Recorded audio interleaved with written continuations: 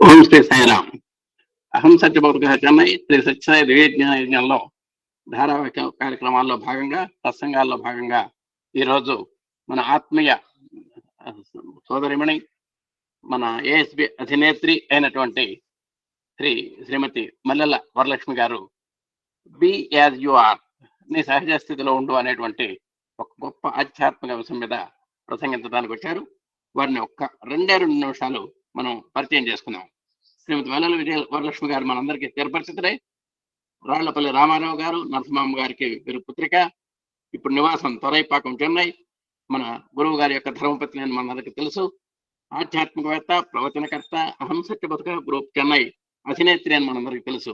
MA B Ed చదివి ఒక school education లో ఉపాధ్యాయులుగా పనిచేశారు. ఎంతో మంది ఆణిముత్యాలని తీర్చిదిద్దినటువంటి ఘనత మన వరలక్ష్మి గారికి ఉంది. అలాగే వారిని స్వాధ్యాయ ప్రవచనంలో మంచి దిట్ట, సాయి సేవా సుసంపన్నులు.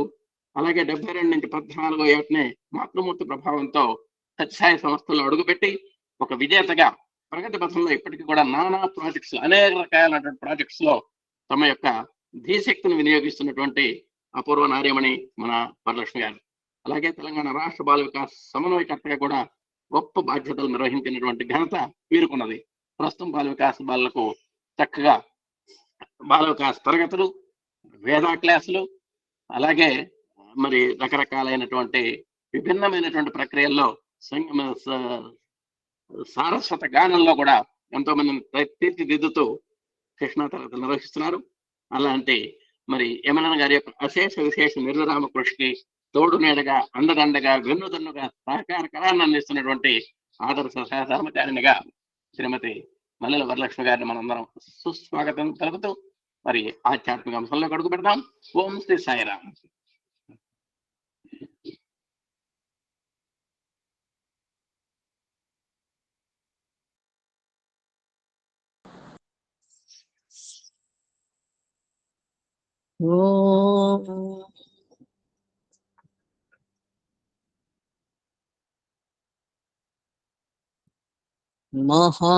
మహాగణపతయే నమః. సరస్వత్యై నమః.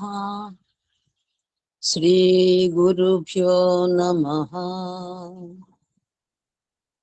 హరి ఓం.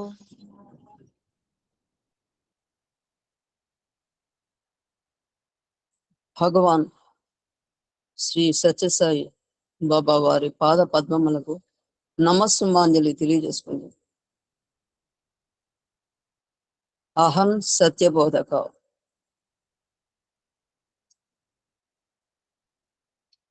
సహజంగా జ్ఞానులు ఆ జ్ఞానంలో పరిపక్వతను పొందేటటువంటి వారు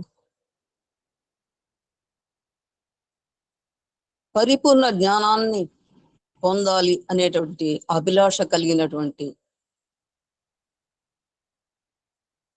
మన ప్రియతమ సభ్యులందరికీ హృదయపూర్వక, ప్రేమపూర్వక సాయిరాం.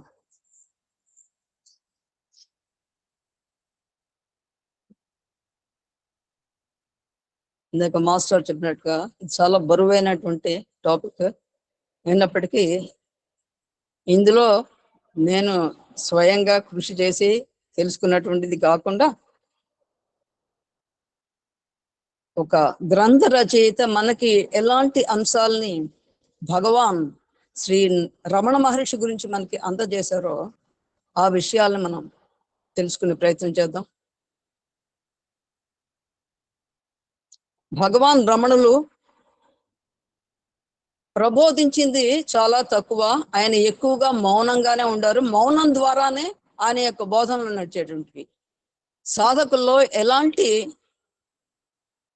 సందేహాలు ఉన్నప్పటికీ కూడా వారు ఆ యొక్క మౌన మునీంద్రుల ముందరికి వచ్చినప్పుడు వారి యొక్క సందేహాలన్నీ పటాపంచలైపోయేవి.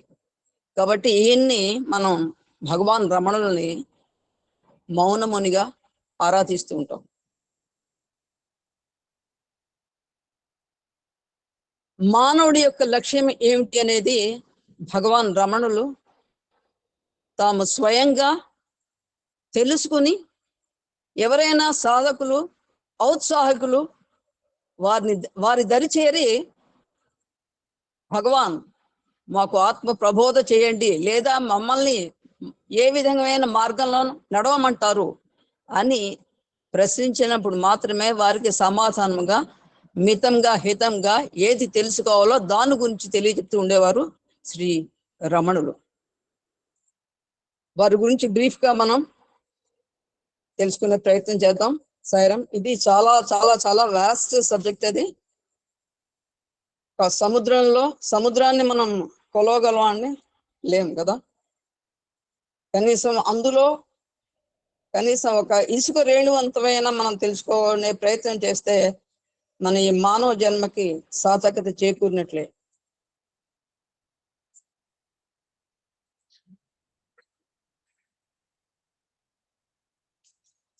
భగవాన్ శ్రీ రమణ మహర్షి, ఆయనకి పూర్వనామం వెంకట్రామన్ గారు. వారి తల్లిదండ్రులు అయినటువంటి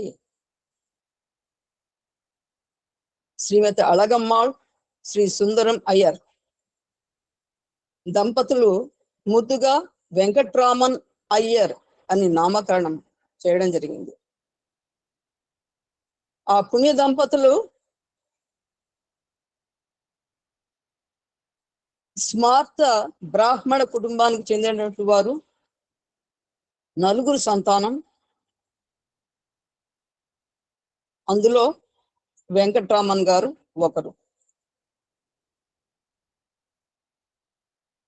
డిసెంబర్ 30, 1879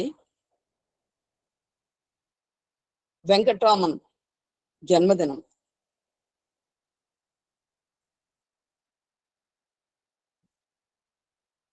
ఈయనకి 2 సోదరులు, నాగస్వామి, నాగసుందరం. ఒక సోదరి అలమేలు. ఈయన తమిళనాడులో ఉన్నటువంటి విరుధానగర్ అనేటువంటి జిల్లా అది.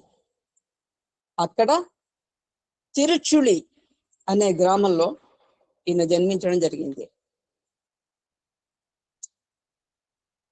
శ్రీ సుందరం అయ్యర్ గారు వృత్తిరీత్యా లీడర్,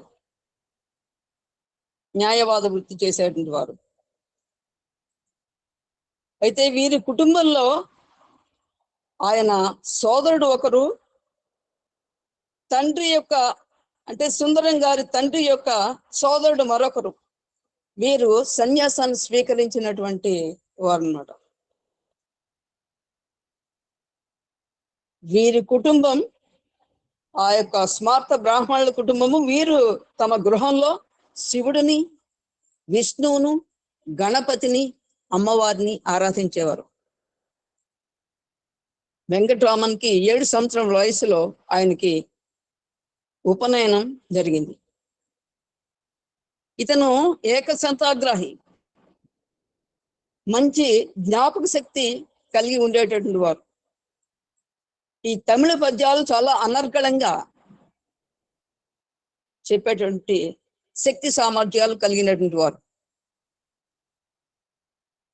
నరసింహ అనే రచయిత ప్రకారం రమణులు చిన్నతనంలో బాగా నిద్రపోయేవారు. అయితే అది ఎలాంటి నిద్ర అంటే, ఆ నిద్రలో ఇతరుల పిల్లలు ఎవరైనా కనుక వచ్చి అతన్ని కొంత దూరం తీసుకుని వెళ్ళిపోయి చితక బాధినా కూడా అతనికి తెలిసేది కాదుట. ఆయనకు 12 సంవత్సరాల వయసు ఉండగా ధ్యానంలో గాఢమైన స్థితికి చేరడం జరిగింది. అయితే ఈయనకి 12 సంవత్సరాల వయసులో ఉండగానే ఆయన తండ్రి పరమపదించడంతో, సుందరం గారు పరమపదించక, ఈ యొక్క వెంకట్రామన్ చిన్నాన్న దిండిగల్లో ఉండేవారట. ఆయన దగ్గరికి ఈ సుబ్బయ్యర్, ఆయన పేరు సుబ్బయ్యార్, ఆయన తీసుకుని వెళ్ళి వీరిని వెంకట్రామన్ ఆయన సోదరుడు కూడా వెళ్ళడం జరిగింది. అక్కడ ఆంగ్ల పాఠశాలలో అమెరికన్ మిషనరీ స్కూల్ అక్కడ ఈయన్ని జాయిన్ చేయడం జరిగింది. అక్కడే ఆయన విద్యాభ్యాసం కొనసాగిస్తూ ఉన్నారు. ఆ సమయంలో ఒక క్రైస్తవ మతానికి చెందినటువంటిది, సో జీసస్ గురించి ఇలాంటి విషయాలన్నీ కూడా ఆయనకు తెలుసుకునే అవకాశం ఏర్పడింది. 1895 నవంబర్లో ఈయన చామరస అనేటి ఒక కవి ఆయన రచించేత ప్రభులింగ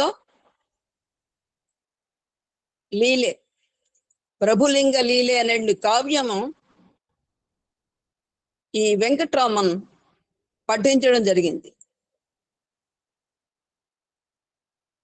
అది శైవ చరిత్రకు సంబంధించినటువంటి. సో దాని ప్రభావం నెమ్మదిగా ఈ వెంకట్రామన్ పై పడడం జరుగుతోంది. సెక్యులర్ అనే ఒక కవి ఈయన పెరియ పురాణం అనే ఒక గ్రంథాన్ని రచించారు.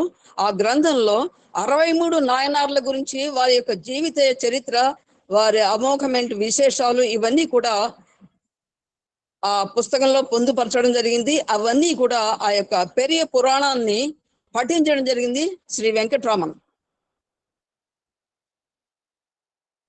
ఎప్పుడైతే ఒక గ్రంథాన్ని మనం పఠిస్తామో దానిలో ఒక భావాన్ని మనం కనీసం గ్రహించగలిగినట్లయితే ఆ యొక్క పఠనానికి ఒక సాధ్యాయానికి ఒక సార్థకత అని కూడా మనం చెప్తాము. అదేవిధంగా ఇక్కడ ఈయన వెంకట్రామన్ గారికి ఈ యొక్క 63 నాయనార్ల యొక్క చరిత్ర, అంటే వాళ్ళు శివతత్వం తెలుసుకుని శివునిలో ఐక్యమైపోవడం, ఆ యొక్క జీవన్ముక్తి పొందడం, ఇవన్నీ కూడా అమోఘమైన విషయాలు దాంట్లో పొందుపరచడంతో ఆ విశేషాలన్నీ కూడా తెలుసుకున్నటువంటి వాడై ఈయన వెంకట్రామన్. దాని యొక్క ప్రభావం చాలా విశేషంగా ఈయనపై పడింది అని చెప్పి మనం తెలుసుకోవచ్చు. 1896 జూలై, ఆయనకి అప్పుడు 16 సంవత్సరాలు. వెంకట్రామన్ కు విపరీతమైన మరణ భయం కలిగిందిట. సాధారణంగా చిన్నపిల్లల్లో అలాంటివి ఏమి ఉండవు, కానీ పెద్ద అయిన కొద్దీ కూడా వయసు పెరుగుతుంది కదా, ఎప్పుడో అప్పుడు చనిపోతాను. కొంతమందిలో మరణ భయం ఉంటుంది. సో గిట్టుట కొరకే అని చెప్పి తెలుసుకున్నట్టు జ్ఞానులు ఎవరైతే ఉంటారో వారు పెద్దగా మరణానికి భయపడరు. సో అక్కడ వాళ్ళు చేసేటువంటి సాధన ఏదైతే ఉంటుందో, పరమాత్మ చింతన, ఆత్మ చింతన, ఆ జీవనముక్తి పొందాలనుకుంటే వాళ్ళు జ్ఞానులు ఎవరైతే ఉంటారో వాళ్ళు వాళ్ళ యొక్క సాధన ప్రక్రియని కొనసాగించుకుంటూ వెళ్తారు. అయితే ఇక్కడ అతి చిన్న వయసులోనే ఇతనికి ఒక మరణ భయం ఏర్పడింది. అయితే మనం ఏదైతే ఒక భయానికి లోనవుతామో ఆ భయానికి దూరంగా ఉండడానికి ప్రయత్నిస్తాం కదా, కానీ ఇక్కడ వెంకట్రామన్ దానికి ప్రయత్నించలేదు.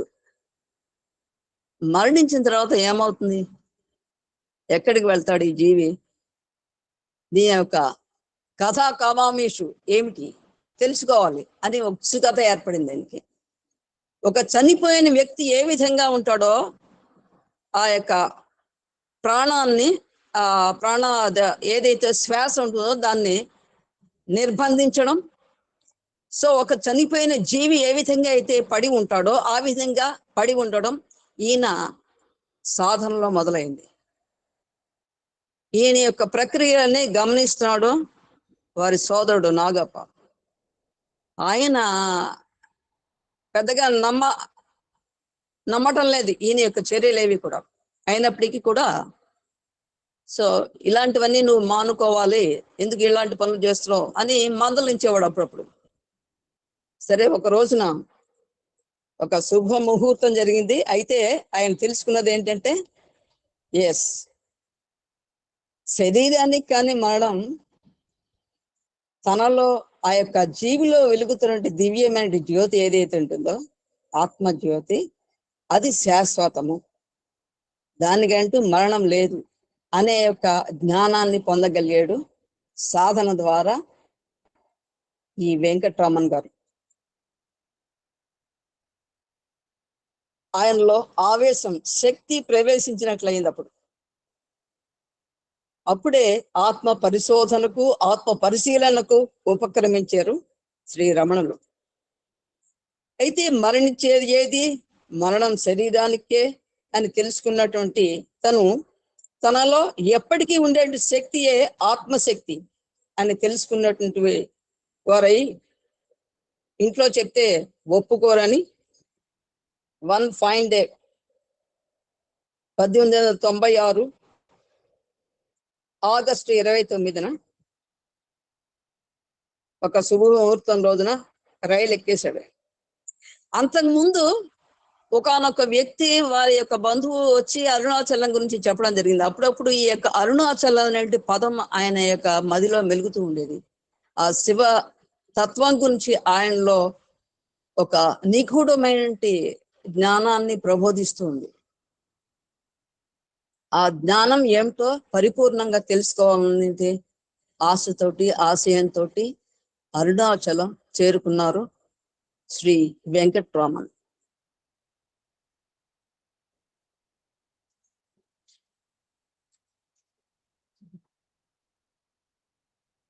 ఇతనికి అక్కడికి చేరిన కొద్దీ అతని దగ్గర చాలా కొద్ది పైకం ఉంది. అతని శరీరం మీద ఉండే కొన్ని అది వస్త్రాలు ఏదైతే వేసుకున్నారో అవి, చేతిలో 1-2 వస్తువులు తప్పితే ఇంకేమీ లేవు అతని దగ్గర. కొన్ని కాయిన్స్ ఉన్నాయి, ధనం కొద్దిగా ఉంది. అదన్నీ కూడా అతను విసర్జించడం జరిగింది. ఒక కౌపీనం మాత్రం అతను ధరించడం జరిగింది. వెళ్ళి అరుణాచలం ఏదైతే ఉందో ఆ గర్భాలయంలోకి వెళ్ళడం జరిగింది. ఆ శివుణ్ణి ప్రార్థన చేయడం జరిగింది. భక్తి జ్ఞాన వైరాగ్యాలు శ్రీ వివేకానంద స్వామి ఏ విధంగా అయితే అమ్మవారి ముందర కోరుకున్నారో అదే విధంగా ఇక్కడ శ్రీ రమణులు కూడా అమ్మవారి ఆ యొక్క పరమాత్మ ముందు, ఆ అరుణాచలేశ్వరుని ముందు సాష్టాంగ పడి తనకి జ్ఞానాన్ని ప్రసాదించమని వేడుకోవడం జరిగింది. అక్కడే ఉండే చుట్టుపక్కల ప్రాంతాల్లో ఆయన నివసిస్తూ క్రమేపీ ఆయన ధ్యానంలోకి వెళ్ళిపోవడం, చిన్న చిన్న ఆ యొక్క గుహలు లాంటివి కూడా ఆయన అక్కడ దర్శిస్తూ ఉండడం, కొన్ని ఆలయాల్లో కొంత కాలం నివసిస్తూ ఉండడం. అక్కడ ఆయనకి ఆహారం మీద ధ్యాస లేదు, ఒంటి మీద వస్త్రం మీద ధ్యాస లేదు, ఇతర లౌకిక విషయాలు వేటి మీద కూడా ఆయనకి ఆసక్తి లేదు. కేవలం ధ్యానము, ఆ ధ్యానంలో ఆ యొక్క ఆత్మ సందర్శనం మాత్రమే, పరమాత్మ సందర్శనం మాత్రమే, తన్ని తాను తెలుసుకునే తృష్ణ మాత్రమే ఆయనకి కలగడం మొదలైంది. ఎవరైనా కూడా ఆయన ధ్యానంలోకి వెళ్ళినప్పుడు ఎవరైనా వచ్చి పలకరించినా కూడా ఆయన పలికేటువంటి వారు గారు. చాలా సుదీర్ఘమైన ధ్యానం ఉండేది అయింది. సో ఎప్పుడో కానీ ఈ యొక్క జనవాహినిలోకి అంటే ఆ స్పృహలోకి వచ్చేవారు కాదు. కొంతమంది ఆయన యొక్క మౌనానికి, ఆయన చేసే ధ్యానం ఆ యొక్క విధానానికి ఆకర్షితులై కొంతమంది అక్కడ భక్తులు అనొచ్చు, సాధకులు అనొచ్చు మనం. సో వారు చేరి ఈయన దగ్గర అప్పుడప్పుడు ఆయన ఎప్పుడైతే మనస్పృహలోకి వస్తారో అప్పుడు ఆ సమయంలో వారికి ఉండే సందేహాలను నివృత్తి చేసుకుంటూ ఉండేవారు. అయితే ఈయన యొక్క జాడ తెలుసుకున్నటువంటి వెంకట్రామన్ మేనమామ, తల్లి అళగమ్మ గారు ఇద్దరు కూడా రావడం జరిగింది. ఎంతో ప్రాధేయపడ్డారు, బతిమలాడారు. నీ యొక్క ఆధ్యాత్మిక చింతనకి మేము ఏమాత్రం కూడా ఆటంకము రాను, అడ్డు పెట్టము. నీకు నచ్చిన విధంగా అక్కడ సాధన చేసుకోవచ్చు, ఇంటికి వెళ్ళిపోదాం రమ్మని చెప్పని ఎంత వాళ్ళు బ్రతిమలాడి ప్రాధాయపడినా కూడా వెంకటరామన్ ససేమిరా ఒప్పుకోలేదు. ఆయన అక్కడి నుంచి కదలలేదు. ఇంకా చేసేదేమీ లేక వారు వెళ్ళిపోయారు. కానీ ఆయన 1896లో అక్కడ అరుణాచలంలో ప్రవేశిస్తే ఆయన యొక్క తల్లి 1902లో అంటే మిగిలిన పిల్లల యొక్క పోషణ కూడా చూసుకోవాలిగా, చూసుకున్నట్టున్నాడు. ఇంక చివరికి ఈ యొక్క వెంకటరామన్ గారి దగ్గరే ఉండిపోవాలని చెప్పి నిశ్చయించుకుని ఆవిడ కూడా అరుణాచలం చేరుకోవడం జరిగింది. సో అక్కడి నుంచి ఆవిడ 1922లో ఆవిడ పరమపదించే వరకు కూడా శ్రీ రమణులతోటే ఆవిడ ఉన్నారు అదే గుహలో. అయితే విరూపాక్ష గుహలో ఆయన చాలా కాలం దీక్షలో ధ్యానంలో ఉండడం జరిగింది. అయితే ఎప్పుడైతే ఇలాగా ఆయన ధ్యానం చేస్తున్నారో ఆ సమయంలో ఎటువంటి పురుగు పుట్ర వచ్చి ఏం చేసినా కూడా శరీరం మీద ఆయనకి వ్యామోహం లేకపోవడం వల్ల అవి ఏమీ కూడా బాధని, అవి పుట్టినా కూడా అది శరీరాలు తూట్లు పొడిచినా కూడా అదంతా శిథిలం అయిపోయినా కూడా ఆయనకి ఏమాత్రం కూడా బాధ కలగలేదు. ఆయనది ధ్యాస అంతా కూడా నేను ఎవరు, హూ యామై. ఇంకా నేటి మన యొక్క ఈ యొక్క గ్రంథం యొక్క టైటిల్ నీ సహజ స్థితిలో నీవు ఉండు అన్నటువంటి భగవాన్ శ్రీ రమణ మహర్షి యొక్క బోధనలు మనం తెలుసుకోవడానికి చాలా ఉపయుక్తంగా మన అహం సత్యబోధక సభ్యురాలు చెన్నై వాస్తవీరాలు అనురాధ గారు ఈ పుస్తకాన్ని ప్రజెంట్ చేయడం జరిగింది. అంటే ప్రతి ఒక్క వస్తువుకు కూడా ఏదో ఒక రోజు దాని యొక్క విలువను గుర్తించి ఉపయోగించే సమయం వస్తుందన్నమాట. సో ఆ సమయం మనకి ఇవాళ వచ్చింది అనుకున్నాం. ఇక్కడ అహం సత్యబోధిక భగవాన్ ఏ విధంగా అయితే చెప్తున్నారో నేను బోధించేది సత్యమే, అదే విధంగా ఇక్కడ రమణులు కూడా నీవు నీ సహజమైన స్థితిలో ఉండు అని మనకి తెలియజేస్తున్నారు వారి యొక్క బోధన ద్వారా. అయితే దీంట్లో ఆయన బోధించేది సాధారణంగా చాలా తక్కువే ఉండేదట, మౌనంగానే ఉండేవారు ఎక్కువ శాతం. అప్పుడప్పుడు మాత్రమే ఎవరైనా సందేహాలు అడిగితే మాత్రం దానికి క్లుప్తంగా సూటిగా సమాధానం ఇచ్చేటువంటి వారు. అయితే ఈయన కొంతకాలం కూడా ఆ యొక్క ఆశ్రమ, ఆయనకి రమణాశ్రమం ఉంది మనకి అరుణాచలంలో పక్కనే, ఆ యొక్క ఆలయం పక్కన. ఆ ఆశ్రమాన్ని నిర్మించే సమయంలో కూడా ఈయన కూడా పనులు చేసేవారట. ఈయన అవ్యాజమైన ప్రేమ కరుణ కలిగినటువంటి వారు. అయితే అది జీవుల పట్లే, మన మానవుల పట్లే కాకుండా జీవరాశుల పట్ల కూడా ఆయన దగ్గర ఆయన అదే విధంగా ప్రేమను చూపించేటువంటి వారు భగవాన్ శ్రీ సత్యసాయి బాబా వారి వలె. ఇక్కడ ఎందుకంటే మనం సత్యసాయి భగవాన్ని మనం గుర్తు చేసుకున్నాం అంటే కంపారిటివ్ స్టడీ అని కాదు, కానీ అందరూ ఎంతో మంది మహాత్ములు ఉన్నారు ఇక్కడ. మన యొక్క భారతదేశం పుణ్యభూమి, కర్మభూమి, వేద భూమి, ఆధ్యాత్మిక భూమి, అవతారాలు అన్నీ కూడా ఇక్కడే ఉద్భవించినటువంటి అద్భుతమైనటువంటి భరతఖండం. కాబట్టి అందులో ఎందరో మహానుభావులు,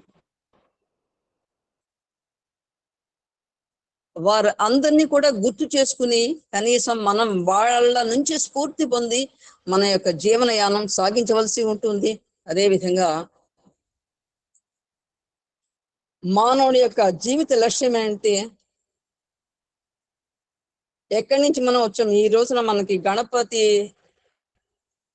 నిమజ్జనం, అదేవిధంగా ఈ అనంత పద్మనాభుని యొక్క వ్రతము ఆచరించేటువంటి పుణ్య దినం కూడా ఈ రోజు అని చెప్తున్నారు.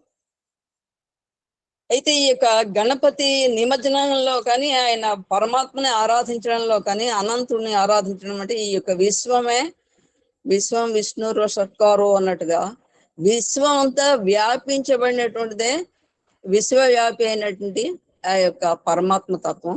దాని గురించి మనం తెలుసుకునేటువంటి కొంత ప్రయత్నం చేద్దాం. అదేవిధంగా ఈయన ఆత్మ ప్రబోధ ఏ విధంగా చేశారు కూడా అది కూడా తెలుసుకుందాం. అయితే మనకి ఈ యొక్క నీవు నీ సహజ స్థితిలో ఉండు, బీ యాజ్ యు ఆర్ అనేటువంటిది ఫస్ట్ ఒక ఆంగ్లేయుడు డేవిడ్ గాడ్మన్ ఆయన కొంత కలెక్షన్ చేయడం జరిగిందన్నమాట. సంకలనం అంటాం కదా దాన్ని. అంటే భగవాన్ యొక్క బోధనలు కొన్ని వాళ్ళ దగ్గర వీళ్ళ దగ్గర ఇతరు ఆయన తెలుసుకున్నటువంటి విషయాలని ఒక ఇంగ్లీష్ లో ఆయన ఒక పుస్తక రూపంలో అందించారు. అదే బీ యాజ్ యు ఆర్. దాన్ని అక్కడ తెలుగులోకి అనువదిస్తే మన తెలుగు వాళ్ళందరూ కూడా, పాఠకులందరూ కూడా చక్కగా అర్థం చేసుకుని ఆయన నుంచి స్ఫూర్తిని, జ్ఞానాన్ని పొందగలుగుతారనే ఉద్దేశంతో ఆ భగవాన్ యొక్క ప్రేరణతోటి దీన్ని తెలుగులోకి కూడా అనువదించడం జరిగింది. పిఎస్ సుందరం గారు అని ఆయన ఈ యొక్క తెలుగు అనువాదకులు. అయితే ఈ పుస్తకాన్ని మనకి భగవాన్ రమణులు 100 సంవత్సరాలు, 100 వసంతాలు విజయం చేయడం అంటే అరుణాచలానికి ఆయన రావడం 100 వసంతాలు అయిందట. ఆ సమయంలో ఈ యొక్క పుస్తకాన్ని మనకి ఆవిష్కరించడం జరిగింది 1996లో. భగవాన్ రమణులు అరుణాచలం ప్రవేశించి 1896, ఈ పుస్తక ఆవిష్కరణ జరిగి 1996, సరిగ్గా 100 వసంతాలు ఆయన యొక్క భగవాన్ యొక్క బోధనలని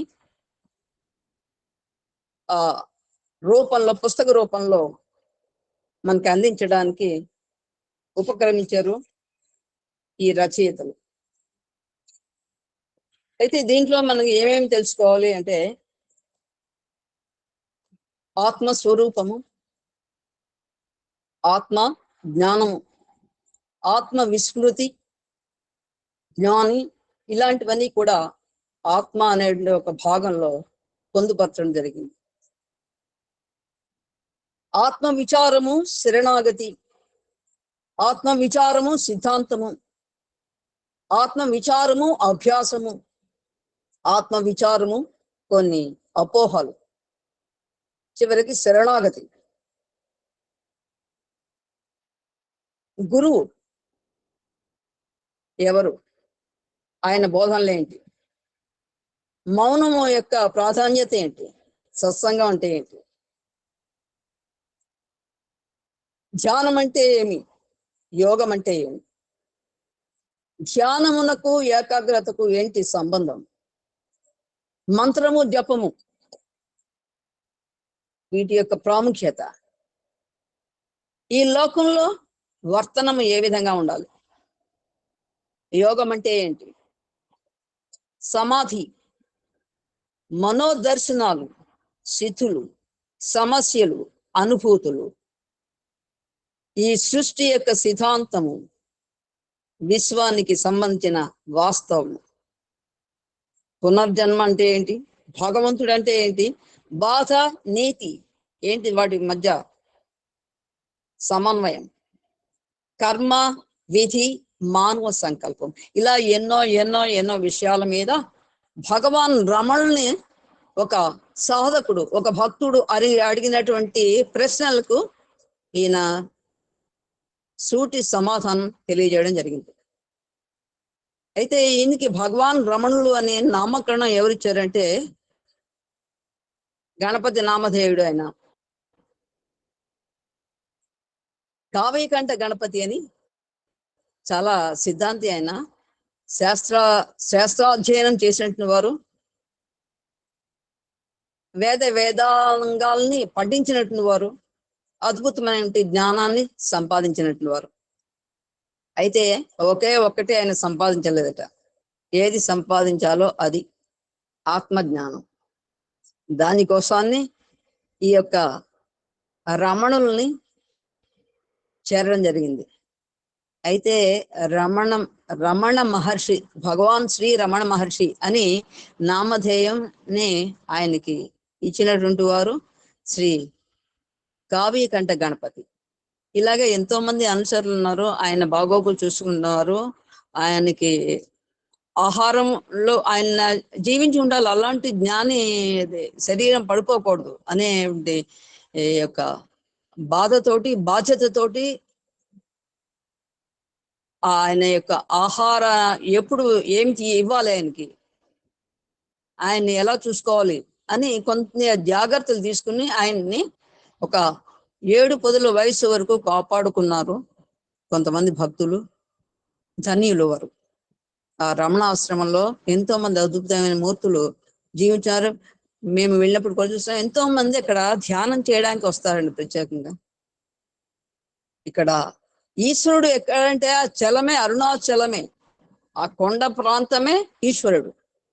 ఈ సృష్టి స్థితి లయకారుడు ఎవరైతే ఉన్నాడో పరమాత్మ పంచభూత లింగ ప్రదేశాల్లో ఒకటైనటువంటిది.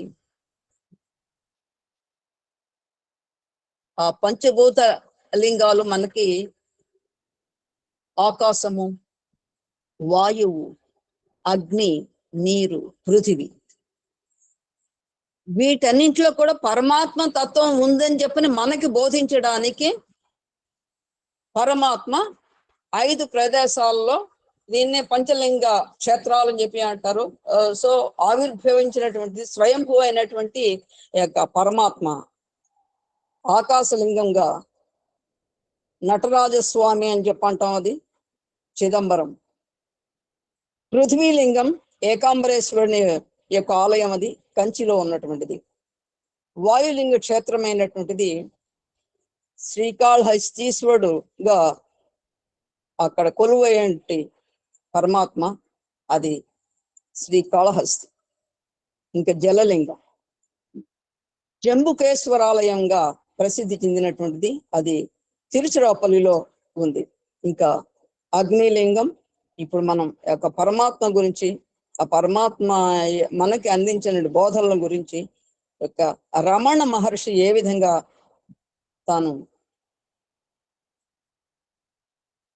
తనను గురించి తాను తెలుసుకుని ఆత్మజ్ఞానాన్ని పొంది సిద్ధి పొందినట్టు ఒక సిద్ధేశ్వరుడు. ఈయన అరుణాచలేశ్వరునికి మారు పేరే. అందుకోసమని ఆయన యొక్క ఆలయం పక్కనే మన రమణాశ్రమం కూడా ఉంది. సో అది అగ్నిలింగ క్షేత్రం ఏంటి, అరుణాచలం, అద్భుతమైన క్షేత్రం. సో ఈ విధంగా మనం చూసుకున్నట్లయితే ఇప్పుడు నేటి యొక్క మన అంశమైనటువంటి దీనికి ఉపోద్ఘాతానికి ఇంత సమయం తీసుకున్నారు అనుకోవద్దు సాయిరాం. ఎందుకోసం అంటే మనం ఒక గ్రంథంలో ఒక అద్భుతమైన మూర్తిని, మన యొక్క జ్ఞానాన్ని తెలుసుకోబోయేటప్పుడు ఆయన యొక్క సంబంధించిన కొన్ని విషయాలైనా మనకి ఒకసారి మననం చేసుకున్నట్లయితే ఆయన చెప్పినటువంటి బోధనలు ఏవైతే ఉంటో అది మన మనసులో నిక్షిప్తం అవడానికి అవకాశం ఉంటుంది. ముందుగా మనం ఆత్మ గురించి ఆయన ఏం చెప్పారో చూద్దాం. సంస్థితమైనదల్లా ఒకే ఒక సత్యం, అందులోనే ఈ లోకాలన్నీ స్థిరంగా ఉన్నాయి. ఈ లోకాలన్నీ దాని సొత్తే, దాని నుండే ఈ లోకాలన్నీ ఉద్భవించాయి. ఈ లోకాల ఉనికి దానికోసమే. అట్టి ఆ పరమ సత్యాన్ని, ఆత్మని హృదయంలో నిలుపుకొందుముగాక.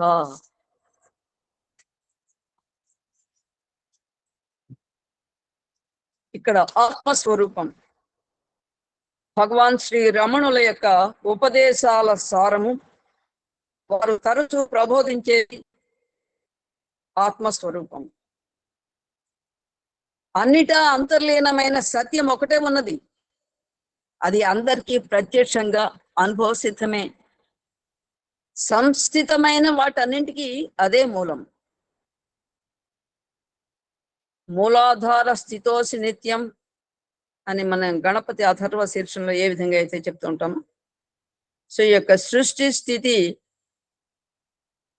లయకు కారణభూతమైనట్టి పరబ్రహ్మతత్వం ఏదైతే ఉన్నాడో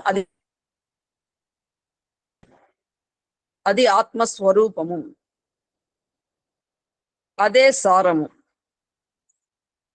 అదే వాటి స్వరూపము. దానికి వారు ఎన్నో పేర్లు పెట్టారు. ఒక్కొక్క పేరు ఆ అవిభాజ్యమైన సత్యానికి ఒక్కొక్క లక్షణాన్ని సూచించాయి.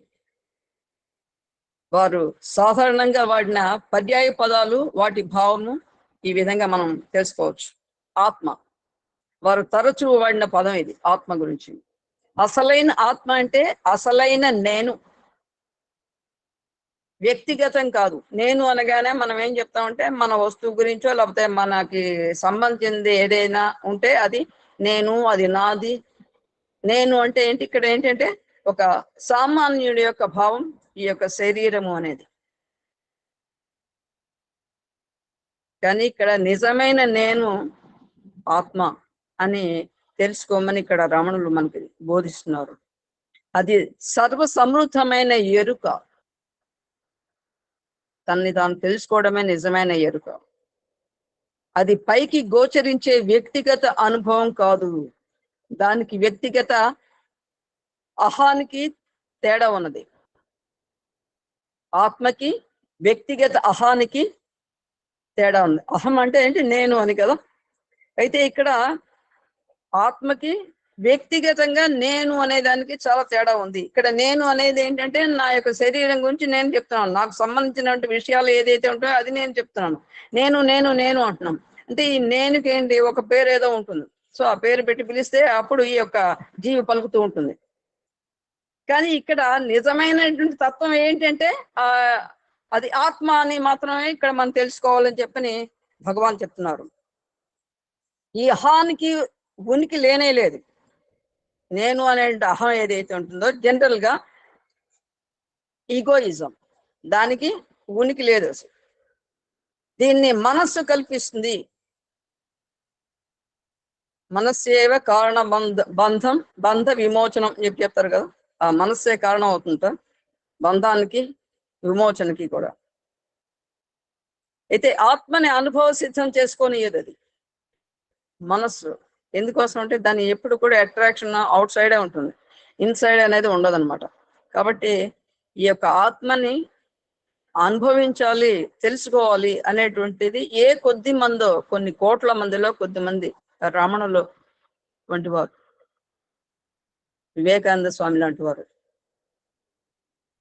రామకృష్ణ పరమహంస లాంటి వారు, ఇలా కొంతమంది భక్తులు వారు తెలుసుకోవడానికి తీవ్రంగా కృషి చేశారు. కాబట్టి వారి సొంతమైంది ఆత్మానుభవం. అయితే ఈ యొక్క ఆత్మ ఎప్పుడు కూడా సంస్థితమే, ఎప్పుడు అనుభవసిద్ధమే.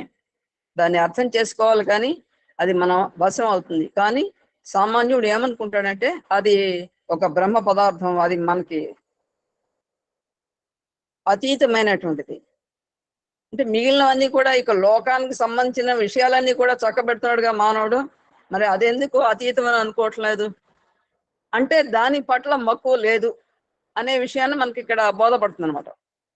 అయితే ఇక్కడైతే ఎప్పుడైతే ఈ వాసనలకి అలవాటు పడిపోయాడో ఈ యొక్క జీవి, దాని చుట్టూ తిరుగుతున్నాడు తప్పితే దానికి అతీతంగా ఒక పరబ్రహ్మ ఉంది, ఆత్మతత్వం ఉంది, దాన్ని తెలుసుకోవడానికి నేను ప్రయత్నం చేస్తాను నేను ఇక్కడ అనుకుంటే పర్వాలేదు. అంటే ఈ యొక్క జీవి ప్రయత్నం చేస్తుంది అనుకుంటే మరీ మంచి ఉత్తమం, రైట్. సో ఇక్కడ నిత్యము నిరంతరంగా ఆ ఆత్మని ఎరిగి ఉండటమే ఆత్మ సాక్షాత్కారం అంటే. ఇంకోటి ఏంటంటే సచ్చిత్, సత్యానంద స్వరూపం.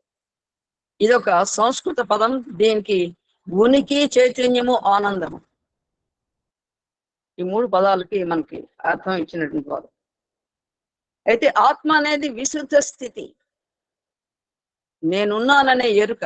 అయితే ఆ ఎరుకలో నేనేది, నేనిది, నేనది అన్న భావం ఉండదనే వారు శ్రీ రమణులు.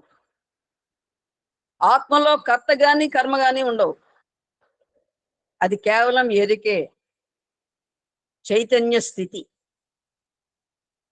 ఆ చైతన్యమని, దాన్నే చైతన్యం అని కూడా అంటారు అన్నమాట. సో చైతన్యాన్ని ప్రత్యక్షంగా అనుభవించడమే నిరవధికమైన సంతోషము. దానివల్ల దాన్ని ఆనందం అని కూడా అంటారే వారు చెప్తూ ఉండేవారు రమణులు. అయితే ఉనికి, చైతన్యం, ఆనందం వేరువేరుగా కాక ఆత్మకి ఒకే ఒక లక్షణంగా అనుభవ సిద్ధమవుతాయి. అవి వేరే వేరు కాదు. సత్ అంటే ఎప్పటికీ ఉండేది, చిత్ అంటే చిన్మయ స్వరూపమైనది, దాన్ని చైతన్య స్వరూపమైనది, ఆనందం దానితో ముడిపడి ఉన్నటువంటి. ఎవరైతే తన్ని తాను తెలుసుకుంటారో వారు ఇంకా వేరే ఎటువంటి బాధలు కూడా ఉండవు. శారీరకంగా కావచ్చు, మానసికంగా కావచ్చు, సామాజికంగా కావచ్చు, ఎటువంటి విషయాలు ఆ మనస్సుని అంటవు. కేవలం చైతన్య స్థితిలో మాత్రమే వారు ఉంటారు. ఆత్మ సందర్శనము, ఆత్మానందంలో మునిగిపోయి ఉంటారు వారు. ఇంకొక భావాన్ని ఆత్మ అంటే భగవంతుడు అని కూడా ఇక్కడ చెప్పారు మనకి రమణుడు. ఈ విశ్వం అంతా ఆత్మ యొక్క శక్తి వల్లనే నిలబడుతోందనే వారు శ్రీ రమణులు. ఆస్తికులు ఈ శక్తిని సాధారణంగా భగవంతునికి ఆపాదిస్తారు కనుక శ్రీ రమణులు ఆత్మకి భగవంతుడనే పర్యాయ పదాన్ని వాడేవారు. ఆత్మని భగవంతుడు, ఆత్మారాముడు అని చెప్పని అంటూ ఉంటాం మనం, అందుకోసమే. సో అంటే ఆయన ఆత్మే ఒక భగవత్ స్వరూపం కాబట్టి. అదే విధంగా తాత్వికులు కూడా ఉపయోగించే పదం బ్రహ్మను భగవంతుని నామాల్లో ఒకటైన శివ అనే దాన్ని కూడా ఉపయోగించేవారు. శ్రీ రమణుల దృష్టిలో భగవంతుడు సాకారుడు కాడు, విశ్వంభరుడైన నిరాకారుడు. ఆయన విశ్వాన్ని సృష్టించలేదు, కానీ ఆయనకి గల శక్తికి విశ్వం ఒక బాహ్య రూపం మాత్రమే. ఆయన్ని విశ్వం నుండి విడదీయలేము, కానీ విశ్వం యొక్క ఉనికి గాని లేమి గాని ఆయన్ని ప్రభావితం చేయదు. ఇక్కడ ఆ శక్తి అమోఘంగా ఉంటుంది కాబట్టి, అది విశ్వంతో వ్యాపించి ఉంటుంది కాబట్టి, ఆ శక్తి వలన అనేక జీవులు జీవరాశులు ఉద్భవిస్తూ ఉంటాయి. అయితే వాటికి ఈ యొక్క సృష్టికి మూలమైన యొక్క ఏదైతే ఉంటే పరబ్రహ్మ తత్వం, దానికి కూడా సంబంధం లేదు. అంటే వీరి యొక్క జీవరాశులు వారి వారి యొక్క కర్మను బట్టి, ప్రారబ్ధ కర్మను బట్టి ఆ యొక్క జీవరాశుల యొక్క ఆయా జీవరాశుల్లో మసలుతూ ఉంటాయి, సృష్టించబడుతూ ఉంటాయి. అది ఎంత ఈ యొక్క విశ్వానికి ఆధారమైన సృష్టికర్త నుంచి వచ్చినటువంటి విశ్వమే కానీ ఆ సృష్టించాడు కదా, అందుకోసం ఆయనకి వైరాగ్యం అనేంటి వాళ్ళ భగవంతుడికి ఒక లక్షణం ఉంటారు. భగవంతుడు అని ఎవరిని అంటారు అంటే పరమాత్మకి భగవాన్ సత్యసాయి బాబా వారు చెప్తూ ఉంటారు 6 లక్షణాలు. ఐశ్వర్యము, సర్వవ్యాపి, సర్వజ్ఞుడు, సర్వశక్తిమయుడు. అదేవిధంగా ఆయనకి శ్రీ అంటే సకల వైభవాలు కలిగినటువంటి వాడు, వాటి మీద వ్యామోహం లేనివాడు. ఆయనకి అన్ని ఉన్నాయి, సిరి సంపదలు అన్నీ ఉంటాయి. లక్ష్మీదేవే ఆ మహావిష్ణువుతో ఉండేటటువంటిది. యశస్సు, ఆయనకి కీర్తి ప్రతిష్ఠలు కొదవ. పరమాత్మగానే ఎవరైనా కూడా ఆస్తికుడైనా నాస్తికుడైనా దండం పెడతారు.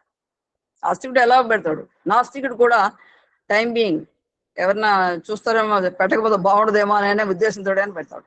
ఇందుకోసం అక్కడ పరమాత్మ అక్కడ మన నమస్కారాల కోసం ఆయన అక్కడ కాసుకు కూర్చోలేదు.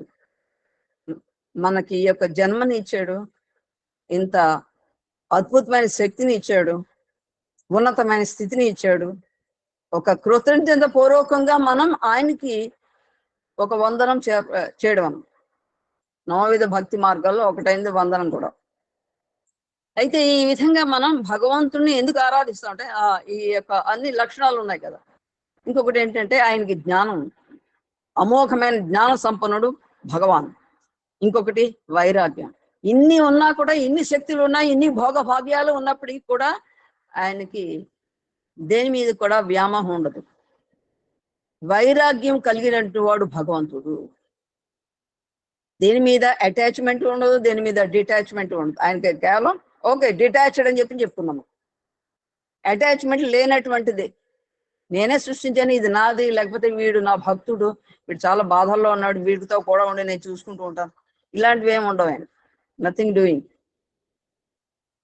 ఎవరు ఏ స్థితిని పొందినా కూడా ఆ స్థితికి వారు మాత్రమే కారణము, ఆ జీవి మాత్రమే కారణము. ఇక్కడ ఒక ఫ్యాక్టరీలో అనేక వస్తువులు తయారు చేస్తూ ఉంటారు. ఇప్పుడు మొబైల్ ఫోన్స్ అనుకున్నాం, మంచి కంపెనీ, చాలా చక్కగా అనేక రకాల ఫెసిలిటీస్ తోటి, ఆ ఫ్యాకల్టీస్ తోటి, వాటన్నిటితోటి కూడా అవి ఆ యొక్క ప్రోడక్ట్ ని రిలీజ్ చేస్తూ ఉంటుంది. వాటిలో ఏదైనా లోపం వస్తే వెళ్ళి ఈ యొక్క యజమాని వెళ్ళి, ఫ్యాక్టరీ యజమాని వెళ్ళి అడుగుతారా? ఎవరైనా అడగరు కదా. ఆ సర్వీస్ సెంటర్ ఎక్కడ ఉందో అక్కడికి వెళ్ళిపోతారు. అంతేగాని మళ్ళీ ఈయన రిలీజ్ చేయడం వరకే ఈయన యొక్క బాధ్యత. బాధ్యత అనొచ్చు, లేకపోతే ఆయన సృష్టి ధర్మాన్ని ఆయన నిర్వర్తిస్తున్నాడని చెప్పనొచ్చు పరమాత్మ.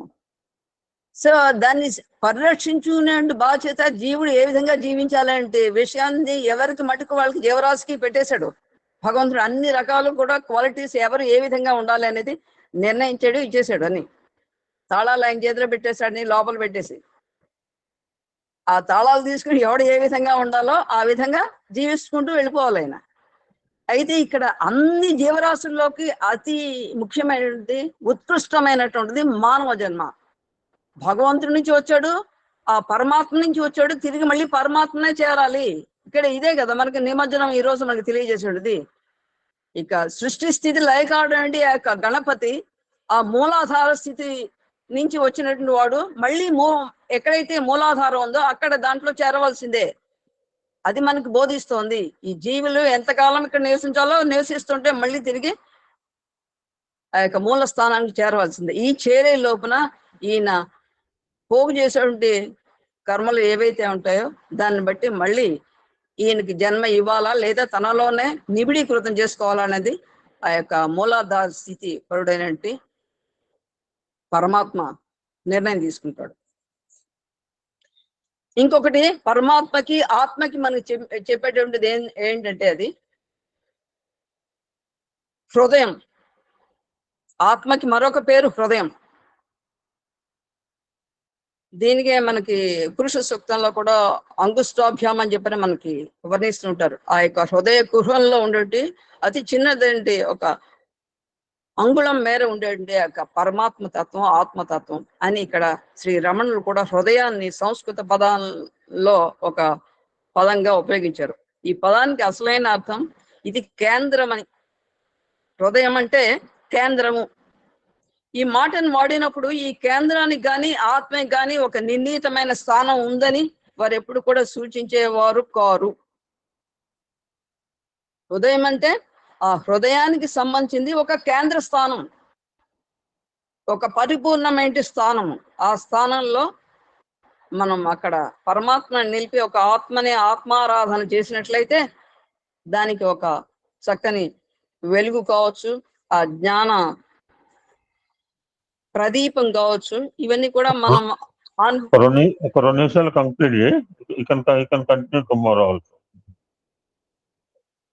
సో దీన్ని మనం అనుభవించగలుగుతాం ఎప్పుడైతే ఈ యొక్క హృదయాన్ని మన ఇది కేంద్ర స్థానాన్ని వాడున్నప్పుడు మాత్రమే ఆత్మని మనం దాంట్లో పొందుపరచగలుగుతాం. లేదంటే మరో విధంగా వాడుకుంటుందని. అయితే ఇంకొకటి పరమాత్మ ఇక్కడ ఆత్మకి ఈ రమణులు ఇచ్చినటువంటి ఇంకొక నిర్వచనం ఏంటంటే జ్ఞానం. ఈ ఆత్మానుభవాన్నే ఒక్కొక్కసారి మనం జ్ఞానం అంటూ ఉంటాం. ఆత్మ నెరిగిన వ్యక్తి అంటూ ఎవరో ఉన్నారనే అర్థం కాదు. ఈ ఆత్మ జ్ఞానం కలిగిన స్థితిలో పరిమితమైన వ్యక్తి అంటూ ఎవరు ఉండరు. అసలు ఆత్మకి భిన్నంగా ఏది లేనే లేదు, ఎరుగవలసింది లేదు. కాబట్టి జ్ఞానం ఒక అనుభవనీయమైన పదార్థం కాదు, అంతేగాక తెలుసుకునే వానికి భిన్నమైన స్థితి కూడా కాదు. ప్రమేయము పదార్థము అంతర్ధానమైపోయిన స్థితి ఇది. అటువంటి స్థితిలో సంస్థితమైన వాడు జ్ఞాని. ఇంకా తురీయాతీత దాని పేరు కూడా ఆత్మ అని చెప్పని. సాపేక్ష చైతన్యానికి 3 స్థితులు ఉన్నాయని హిందూ తత్వం చెప్తోంది. జాగృత, స్వప్న, సుషుప్తులు. అయితే పైకి కనపడే ఈ 3 తాత్కాలిక స్థితులకు మూలాధారం ఒకే ఒక సత్యం ఆత్మేనంటారు శ్రీ రమణులు. అందువల్ల ఒక్కొక్కసారి వారు ఆత్మని తురీయ స్థితి అంటే 4వ స్థితి అనేవారు. అప్పుడప్పుడు ఈ తురీయాతీత స్థితి అంటే 4వ స్థితికి అతీతమైంది.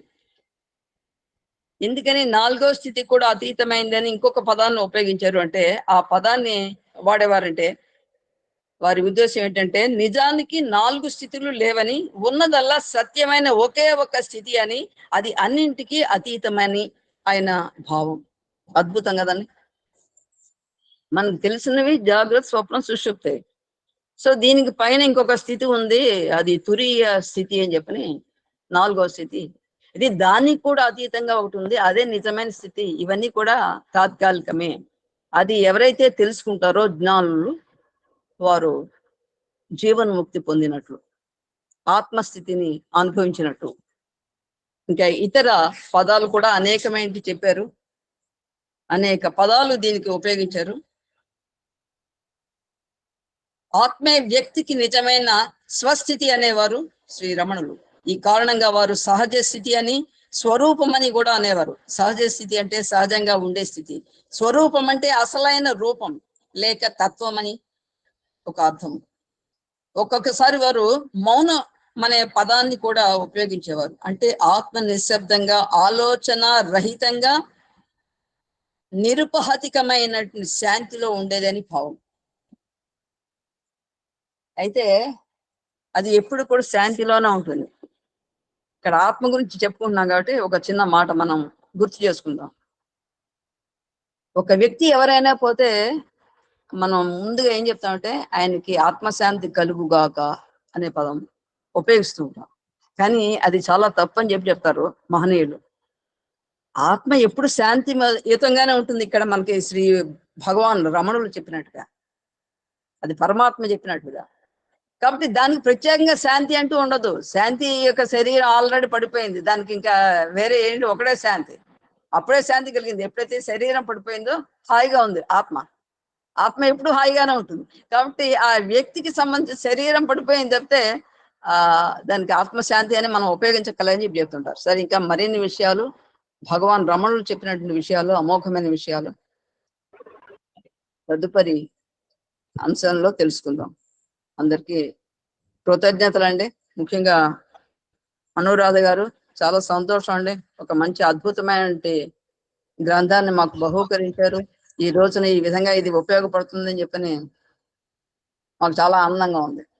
చాలా సంతోషం మేడం. బుక్ నేను ఇచ్చినా కూడా అది నాకు తిరిగి చదివి వినిపించారు. మీకు ధన్యవాదములు మేడం. సాయిరామ్ మేడం. మేడం ఇక్కడ ఏమైనా ఏంటంటే okay I have go out side, somebody waiting. ఇక్కడ ఏంటంటే షీఈ్ రీడింగ్. సాయంత్రం పూట అక్కడ తను ప్రకృతిలో కూర్చుని ఎంజాయ్ చేసుకుంటూ చదువుతుంటది. చదువుతూ నన్ను చెప్పమంది. Actually he asked me to narrate. నేను చెప్పిన ఇప్పుడు నేను ఒక ప్రాజెక్ట్ మొదలుపెట్టి మే నెలలో మొదలుపెట్టాను. ఎప్పుడవుతుందో తెలియదు నాకు. మే నెలలో మొదలుపెట్టిన ప్రాజెక్ట్ ఎంతవరకు కంప్లీట్ చేయలేదు. ఎన్ని రోజులు పడుతుందో ఐ డోంట్ నో ఇట్. మళ్ళీ ఇప్పుడు ఇది ఎప్పుడు చేతికి వస్తుందో ఐ ఆల్సో తీసుకుంటే పుస్తకం తీసుకొని పక్కన పెట్టుకోవచ్చు. బట్ ప్లాట్ఫామ్ మీద ఒక ట్రాక్ లోకి రావాలంటే it will take lot of time. That's why I asked her, నువ్వు ఎలాగో చదువుతున్నావు కనుక I will give you one weekly according to Swami's will. I will give weekly once or twice ఇస్తాను. You can explain because you're going through the book. మళ్ళీ నేనంటే మళ్ళీ చదవాలి, చెప్పాలని అనడం జరిగింది. So she accepted. So thank you so much. జై Sairam. Rachakonda Lalitha, you can continue.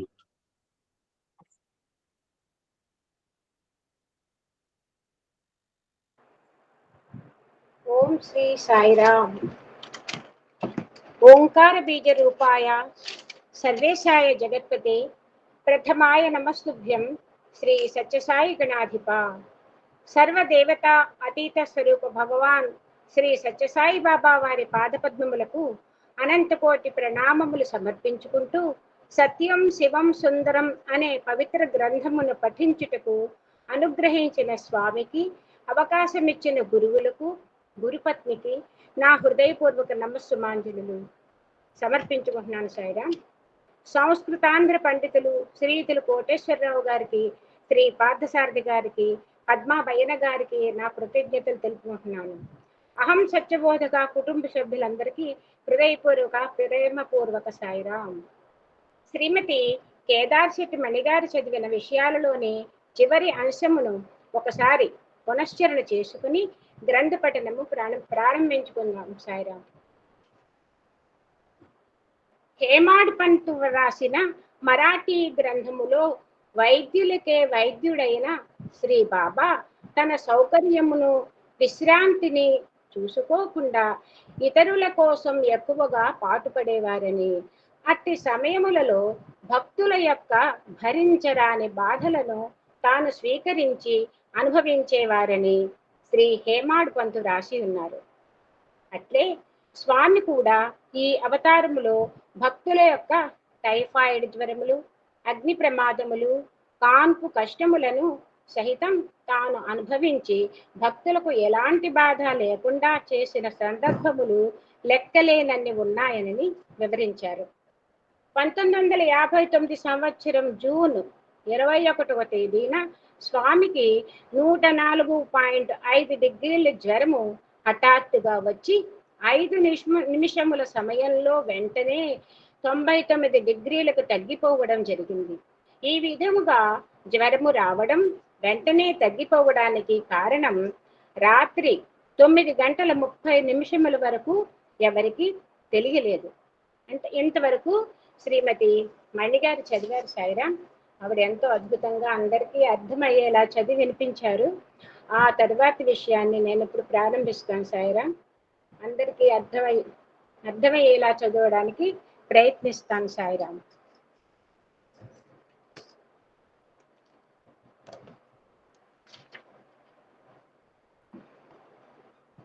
ఆ రాత్రి 9:30 మిద్దె పైభాగమున వెన్నెలలో భోజన సమయమున బాబావారు విందులో పాల్గొనిన ఒక భక్తుని చూచి, రేపు నీ ఇంటికి పోయినప్పుడు నిప్పు దగ్గర ఎక్కువ జాగ్రత్తగా ఇక మీద ఉండుమని మీ తల్లితో చెప్పుము. ఎప్పుడును బాబావారు ఆమెను వెంటనే ఉండి కష్టముల నుండి కాపాడునని చెప్పుము అని చెప్పగా, విందులో ఉన్న వారందరికీ ఆశ్చర్యము కలిగి బాబావారిని విషయము చెప్పుడని కోరిరి. వారు ఈతని తల్లి తన చుట్టూ నూనె దీపములు ఎక్కువగా పెట్టుకొని పూజాగృహములో నిలువబడి ప్రార్థించుచుండగా ఆమె చీరకు నిప్పు అంటుకొనెను. అట్లు చెప్పగానే అచ్చటి నుండిన వారు అప్పుడే ట్రంక్ కాల్ ఆమెకు చేసిరి. వెంటనే ఆమె ఫోన్ దగ్గరకు వచ్చెను.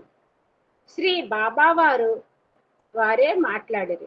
బాబావారు అట్టి సందర్భములో తమ అనుగ్రహము చూపుచు మంటలు చల్లార్చు విషయం ఆమెకు తెలిసి ఉన్నందున ఆమె, స్వామి మంటలు చల్లార్చినప్పుడు తమ చేతులు ఎంత కాలి ఉండునో అని అడుగా, లేదమ్మా నా చేతులు కాలలేదు, కానీ జ్వరము హెచ్చుగా వచ్చి వెంటనే తగ్గిపోయినని బాబావారు జవాబిచ్చిరి. ఇట్టి ప్రమాదము మద్రాసులో భక్తురాలికి జరిగి శ్రీ సాయీసుని దయ వలన నివర్తింపబడినది. ఒకప్పుడు షిరిడీ బాబా వారి చేయి కూడా కాలెను. భక్తుల ఇలాకాలో ఒక బిడ్డ నిప్పు కొలిమిలో పడెను. వెంటనే బాబా కొలిమిలో చేయి పెట్టి బిడ్డను సంరక్షించెను. ఒక చేయి కాలినందుకు చింతించలేనిదనియు, బిడ్డ ప్రాణరక్షణమే తనకు ఎక్కువనియు శ్రీ షిరిడీ సాయి బాబా భక్తులతో చెప్పెను. ఇట్టి ఒకే మాదిరి లీలలే ఉభయ అవతారములందును చూపబడినవి.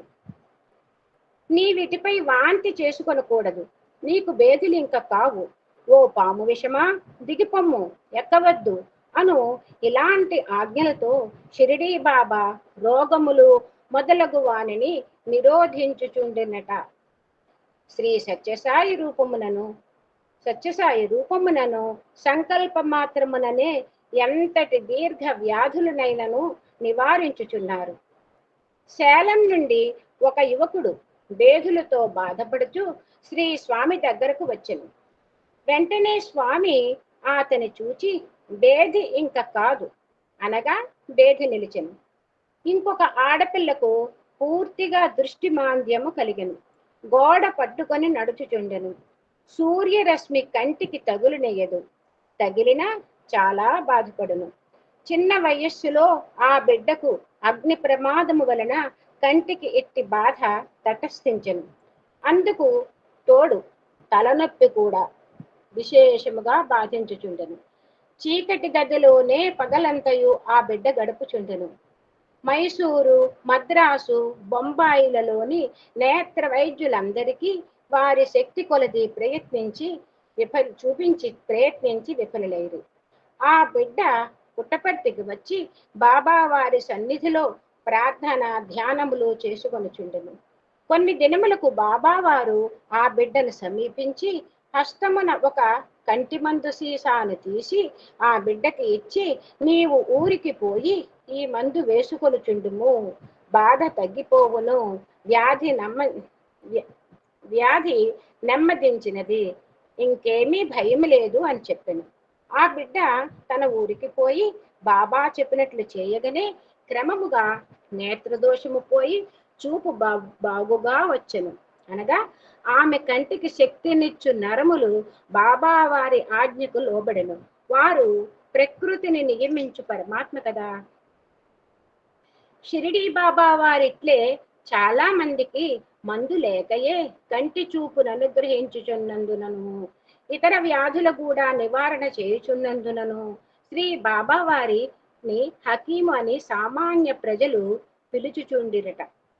షిరిడీ బాబా వారికి పంచభూతముల పైన అధికారం ఉండెను. తాను శ్రీ వాసుదేవ భగవానుడనని దృఢ నమ్మకము బాబా కలిగి ఉండెను. నేను ఈ విశ్వమునకంతటికి మూల బీజమును, దుగుణాత్మికను, ఆదిశక్తిని, చరాచరాత్మకమైన ఈ సృష్టి అంతటికి మూల శక్తిని, నేను సృష్టి స్థితి లయ కారణమును అని కూడా దృఢముగా చెప్పుచుండెను. ఒకప్పుడు షిరిడీలో వర్షము కురియనారంభించెను. మబ్బు తీవ్రత, ఉరుములు, మెరుపులు హెచ్చుగా ఉండెను. ఊరంతయు జలమయమైపోవుచుండెను. ప్రళయమా ఇది అను సంశయము ప్రజలకు కలిగి ఊరి వారందరూ ఆ వర్షములోనే శ్రీ బాబావారి దగ్గరకు పరిగెత్తుకుని పోయి కాపాడమని మొరపెట్టుకున్నది. అప్పుడు చాలు నీ ప్రతాపము అని, ఇంకా ఆగుము అని వరుణదేవుని వర్షమును బాబా ఆజ్ఞాపించినట. వెంటనే వర్షము నిలిచిపోయెను. షిరిడీలో ప్రశాంత వాతావరణం ఏర్పడెను. ఈ విషయము బాబా వారి సచ్చరిత్రలో ఉన్నది. మరొకప్పుడు నిప్పంటుకొని గ్రామములో వ్యాపించి దగ్ధము చేయ మొదలెడగా శ్రీ బాబావారు అగ్నిని ఆజ్ఞాపించిన వెంటనే మంటలు శ్రీ సత్యసాయి బాబా వారి లీలలతో అనుభవమున్న వారందరికీ వర్షమును నివారించుట, అగ్నిని ఆజ్ఞాపించుట ఇట్టి శక్తులు బాబా వారికి సహజమేనని నమ్మకం వారికి ఏమాత్రము సందేహము లేదు. ఎవ్వరికి గాని ఎందుకు సందేహము? షిరిడి రూపమున వ్యవహరించిన తత్వమే పర్తి రూపమున వ్యవహరించుచున్నందున అప్పటి లీలలే ఇప్పుడు ప్రదర్శింపబడుచున్నవి చూడుడు. విజయదశమి నాడు బీదలకు అన్నదాన ప్రదాన సందర్భములో వర్షము కుండపోతగా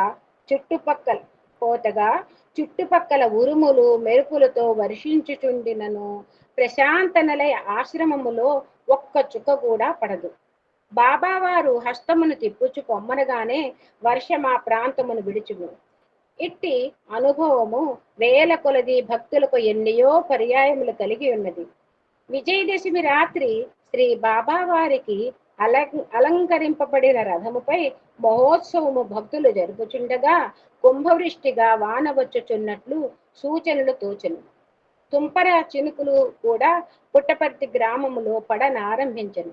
శ్రీ బాబా వారు ఆసనమున కూర్చుండి ఆకాశము వంక ఒకసారి చూచి పో అనుచు చేయి తిప్పగానే వర్షము దూరముగా పోయెను. చుట్టుపక్కల మాత్రము కురియుచుండెను. ఉత్సవము పూర్తి అయ్యను. ఎవరి బసలకు వారు పోయిరు. అబ్బా, ఎంత వర్షము!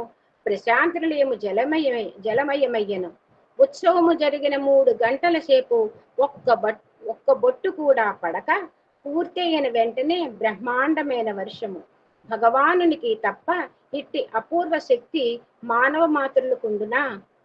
ఇట్టి వర్షమును నిలుపు శక్తి మహిమ బాబాకున్నదని ప్రతి వారికి తెలిసిన విషయమే. నవరాత్రులు మంచి వర్షాకాలములో కదా వచ్చును. కాబట్టి ఈ శక్తి బాబాకు సహజమై ఉన్నదని కొంచెం అనుభవమున్నవారు అనగా దసరాలకు పోవు వారందరూ ఒప్పుకొందురు. జూన్ నెలలో ఒక సాయంత్రము మొరక్కారాలోని మైదానంలో పబ్లిక్ మీటింగులో బాబా వారు మాట్లాడుచుండెను. ఆకాశము మేఘావృతమై ఉండెను. వాన గాలి విసిరెను. వానమ్రోత సమీపించుచుండును. చుట్టుపక్కల కొండల మీద వర్షము కురియుచుండునట్లు కాన్పించెను. 1/2 మైలు దూరములో ఉన్న మహాదేవుపేటలో వర్షము ప్రారంభమయ్యెను. 1 గంటన్నర కాలము బాబావారు ప్రశాంతముగా ఉపన్యసించుచు శ్రోతలను మంత్రముగ్ధుల చేయుచుండెను. ఉపన్యాసానంతరము వారు ప్రజలను చూచి 10 నిమిషములలో విపరీత వర్షము కురియును, త్వరగా ఇండ్లకు చేరుడు అని చెప్పిరి. సరిగా 10 నిమిషములకే గొప్ప వర్షము కురిసెను. బాబావారి భవిష్య దృష్టికి అందరూ నివ్వెరపోయిరి. మైసూరు రాష్ట్రమునందు నంది కొండలలో పుట్టి చిత్రావతి నది పుట్టపర్తి సమీపమున పారుచు బుక్కపట్టిన చెరువులోకి ప్రవహించును. విశేష వర్షము నంది కొండలపై కురిసినప్పుడు ఆకస్మికముగా చిత్రావతి నదిలో ప్రవాహము ఎక్కువగా ఉండును. ఒక్కొక్కప్పుడు పాత మందిరము జలమయమైపోవును. అట్టి తరుణములందు బాబావారు నీటిలో నిలువబడి, గంగా ఇక చాలును, వెనుకకు మరలిపొమ్ము అనగానే నదీ ప్రవాహము తగ్గును. ఈ కారణము చేత శ్రీ బాబావారు ప్రశాంతి నిలయమును ఊరికెగువ గుట్టల సమీపమున మెట్ట ప్రదేశములో నిర్మించిరి. 1941లో నవరాత్రి ఉత్సవములలో అన్నదాన సందర్భమున ప్రశాంతి నిలయములో ఒక్క బొట్టు కూడా పడలేదు. Madras police inspector general personal assistant Chitravati నదికి పోయి పూర్తిగా తడిసి వచ్చి బాబావారి మహిమను కొనియాడుచు ఆ రాత్రి ఉత్సవమున శ్రీ బాబావారిని భక్తులతో పాటు వారును మోసిరి. 2 సంవత్సరముల క్రిందట శ్రీ బాబావారు తూర్పు గోదావరి జిల్లాలో రాజమండ్రి మొదలగు పట్టణములలో సంచారము చేయనప్పుడు గోదావరి వెల్లువలు ప్రబలముగా ఉండెను.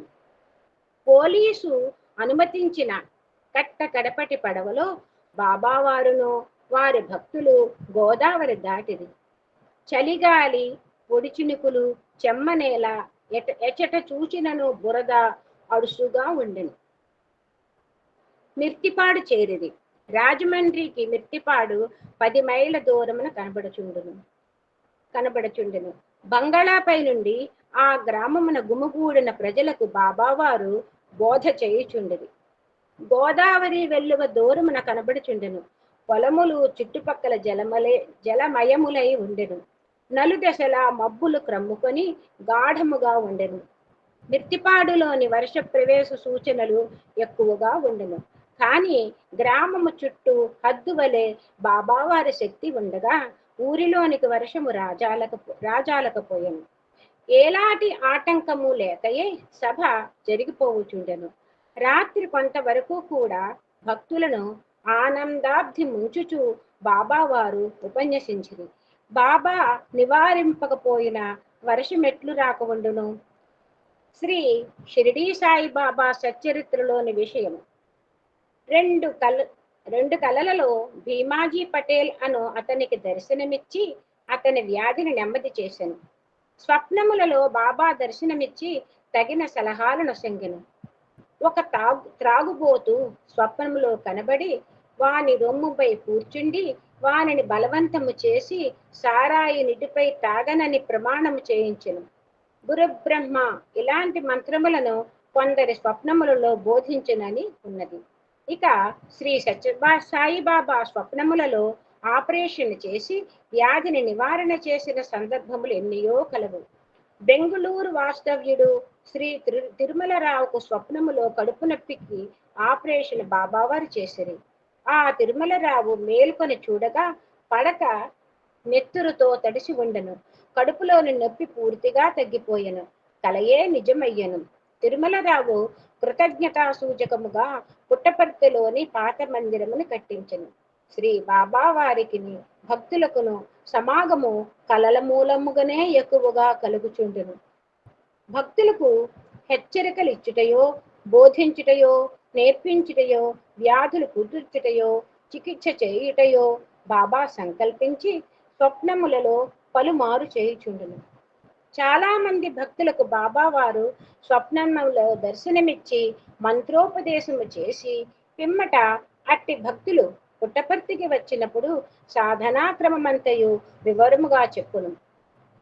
సచ్చరిత్రలో శ్రీ షిరిడీ బాబా వారు ఒక పంజాబ్ పిల్లవానికి కలలో కనబడి షిరిడీకి రమ్మని ఆజ్ఞాపించిననియు, మరునాడు ఆ బాలుడు ఒక అంగడిలో బాబావారి ఫోటోను చూసి విచారించుకొని తుదకెట్టులో షిరిడీ చేరిననియు చెప్పబడి ఉన్నది. ఇట్టి సంఘటనయే శ్రీ సత్యసాయి జీవితమును అనుభవించి ఉన్నది. దక్షిణాండియాలో ఒక కాలేజీ ప్రిన్సిపాల్ గారి కుమారునికి తీవ్రమైన గుండె జబ్బు ఉండెను. ఒకనాటి రాత్రి ఆ బాలుని స్వప్నములో శ్రీ సత్యసాయి దర్శనమిచ్చి ఆ బాలుని పుట్టపర్తికి రమ్మనియు, గుండె జబ్బు నివారణ అవుననియు చెప్పెను. ఆ బాలుడు మేల్కొని తండ్రికి చెప్పగా ఆయన రైల్వే గైడ్ చూచియు పోస్ట్ ఆఫీసులో విచారించయు పుట్టపర్తి ఉన్నట్లును అచ్చట పోస్ట్ ఆఫీసు కూడా ఉన్నట్లు తెలుసుకొని మరికొంత విచారించగా ఆ పుట్టపర్తిలో శ్రీ సత్యసాయి బాబా ఉన్నట్లును, ఎట్టి వ్యాధులనైనను వారు నివారణ చేయ శక్తి గలవారనయు తెలుసుకొని పుట్టపర్తికి వచ్చి కొడుకు జబ్బు నెమ్మది చేసుకొని పోయెను. నూర్ల కొలది ప్రజలిట్లు స్వప్నముల ద్వారా బాబా వారి కృపను పొంది ఉన్నారు. ప్రస్తుతము పుట్టపర్తిలోను శ్రీ సాయి సచ్చరిత్ర 68వ పేజీలో వ్రాసినట్లే జరుగుతున్నది. బాబావారు సంకల్పించిన ఎడలనే భక్తులు శ్రీ స్వామిని సమీపింపగలరు. తమంతట తాము సంకల్పించుకొని పుట్టపర్తికి ఎవ్వరూ రాలేరు. వారు అనుగ్రహించిననే తప్ప ఎవ్వరునూ అచట ఎక్కువ కాలం ఉండజాలరు. బాబావారి అనుమతితో ఎంతకాలమైనను భక్తులు ఉండవచ్చు. బాబావారు సెలవిచ్చిన తోడనే ప్రతి ఒక్కరూ పుట్టపర్తిని వదలవలసి ఉండును. సెలవు లేక ఎవ్వరునో పుట్టపర్తిని విడిచిపోకూడదు. ఒకప్పుడు బుక్కపట్టణం నుండి భక్తులు నెక్కించుకొని చాలా బండ్లు వరుసగా వచ్చుట బాబావారు చూచి హాయ్ హాయ్ బాబాజీకా క్యారవాన్ అనుచు సంతోషముగా పాడుచుండగా సమీపముగా ఉండు భక్తుడు, స్వామి మీ దర్శనకు వచ్చిపోయిన వారు తమ బంధువులతోనూ స్నేహితులతోనూ ఇచ్చటి విశేషములు చెప్పగా విని నూతనులు మీ దర్శనానికి సంఖ్యోపసంఖ్యలుగా వచ్చుచున్నారు అనెను. అతనిని చూచి బాబావారు లేదు లేదు 1000 మంది గాని 1,00,000 మంది గాని ప్రోత్సహించినను నా సంకల్పము లేనప్పుడు ఎవ్వరూ గాని నా వద్దకు రాలేరు అని చెప్పాను. పుట్టపర్తికి వచ్చిన వారందరూ పోవునప్పుడు తిరుగు తమ దర్శనముకు వచ్చినట్లు అనుగ్రహింపుడు అని బాబావారిని ప్రార్థించుచుందరు. భగవానుడి సంకల్పము లేనిదే తమ పుట్టపర్తి యాత్ర సిద్ధింపదని తెలియట చేత ఇట్టి ప్రార్థన చేయుదురు. ఆఫీసుకు పోవలసి ఉన్నను బాబావారుండమన్నను ఉందురు. పొమ్మని సెలవిచ్చిన పోదురు. పోవద్దనిన ఎన్ని పనులున్నను పోనే పోరు. షిరిడీలో కూడా ఇట్లే బాబావారు ఏ ఉత్తర్వులనిచ్చినా ఆ ఉత్తర్వుల ప్రకారమే భక్తులు నడుచుకొందురు. అట్లు నడుచుకొనని ఎడల ఏదో కష్టము తప్పక తమకు సంభవించినని అనుభవపూర్వకముగా వారికి తెలియను. శ్రీ సత్యసాయి బాబా భక్తులకిట్లు హామీనిచ్చును. నేనుండగా మీకు భయం ఎందుకనును? మీరు నా వైపు చూచినా నేను మీ వైపు చూతునను. నా దర్శనమైనంతనే మీ పాపములన్నయూ పోవునను. మీ భారమును నేను మోయుదును అనుచు మీ దుఃఖములన్నయూ ఇచ్చట విడిచి ఆనందమును మీకెంత కావలైనో అంతవరకు తీసుకుని పొండు అనును. ఇట్టి హామీలనే షిరిడీ బాబా కూడా అదృష్టవంతులకు ఇచ్చుచుండెడి వారట. అష్టవిధి పూజయు 16 విధ పూజయు వద్దు. ఈ ఆడంబరములతో నాకు అవసరము లేదు. పూర్ణమైన భక్తి శ్రద్ధలుండినా అచ్చట నేను విశ్రమింతును అని బాబా చెప్పెను. నా బొక్కసము సర్వకాలములందును నిండుగా ఉండను, పొర్లిపోవుచుండను. తవ్వి బండ్ల మీద ఇచ్చటికి నిక్షేపమున తీసుకొనుడు. ఒకరికి రుచించిన దానిని సిద్ధాంతము చేసి బలవంతముగా ఇతరులపై రుద్దకూడదు. ఇతరుల భావములను అణిచివేయుటకు లేక న్యూనతపరచుటకు ప్రయత్నింపకూడదు. నన్ను భజించు వారికి ఇతర విధములను ఎట్టి కష్టము కలగదు. దుర్మార్గులతోనూ మతాభిమానము లేని వారితోనూ నాస్తికులతోనూ చెలిమి చేయవద్దు. నమ్రతతోనూ విధేయతతోనూ మెలగుము. అన్ని భూతములలోనూ నన్ను చూడుము. పరమాణువు మొదలు బ్రహ్మ పర్యంతము సమస్త చరాచర జగములో నిండి ఉండినది నేనే. చేతనాచేతన ప్రపంచము నా యొక్క దేహము. నా బొక్కసం ఎప్పుడు అక్షయమైనది. ఎవడు దేనిని కోరినా ఇవ్వగలను. కానీ ఇచ్చుటకు పూర్వము నీకిది అర్హమా, దీనిని ఇచ్చిన ఇతడు భరింపగలడా అని పరీక్షించి ఇచ్చుచుందును. హృదయపూర్వకముగా నీవు నన్నే భజింపుము. నేను అట్లే నిన్ను చూతును, విడువక రక్షింతును. ఆత్మ సాక్షాత్కారములకు ధ్యానం అవసరము. దీర్ఘకాలము ధ్యానాభ్యాసము చేయటం వలన వృత్తులు శమించును. దప్పికగొన్న వారికి దాహమిమ్ము, ఆకలి కొన్న వారికి అన్నము పెట్టము, వాకిట అరుగు మీద పరుండనిమ్ము.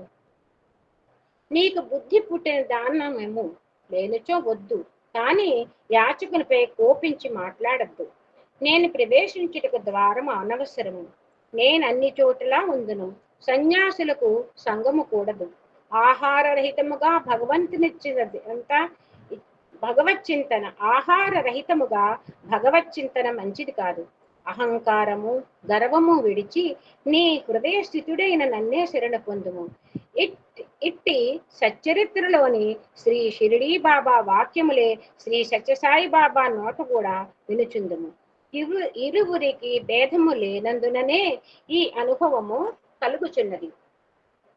జాతకములను, జ్యోతిష్యులను, హస్త సాముద్రిక శాస్త్రజ్ఞుల మాటలను లెక్క చేయవద్దని షిరిడీ బాబా చెప్పెను. శ్రీ సత్యసాయిని ఇట్లే చెప్పును.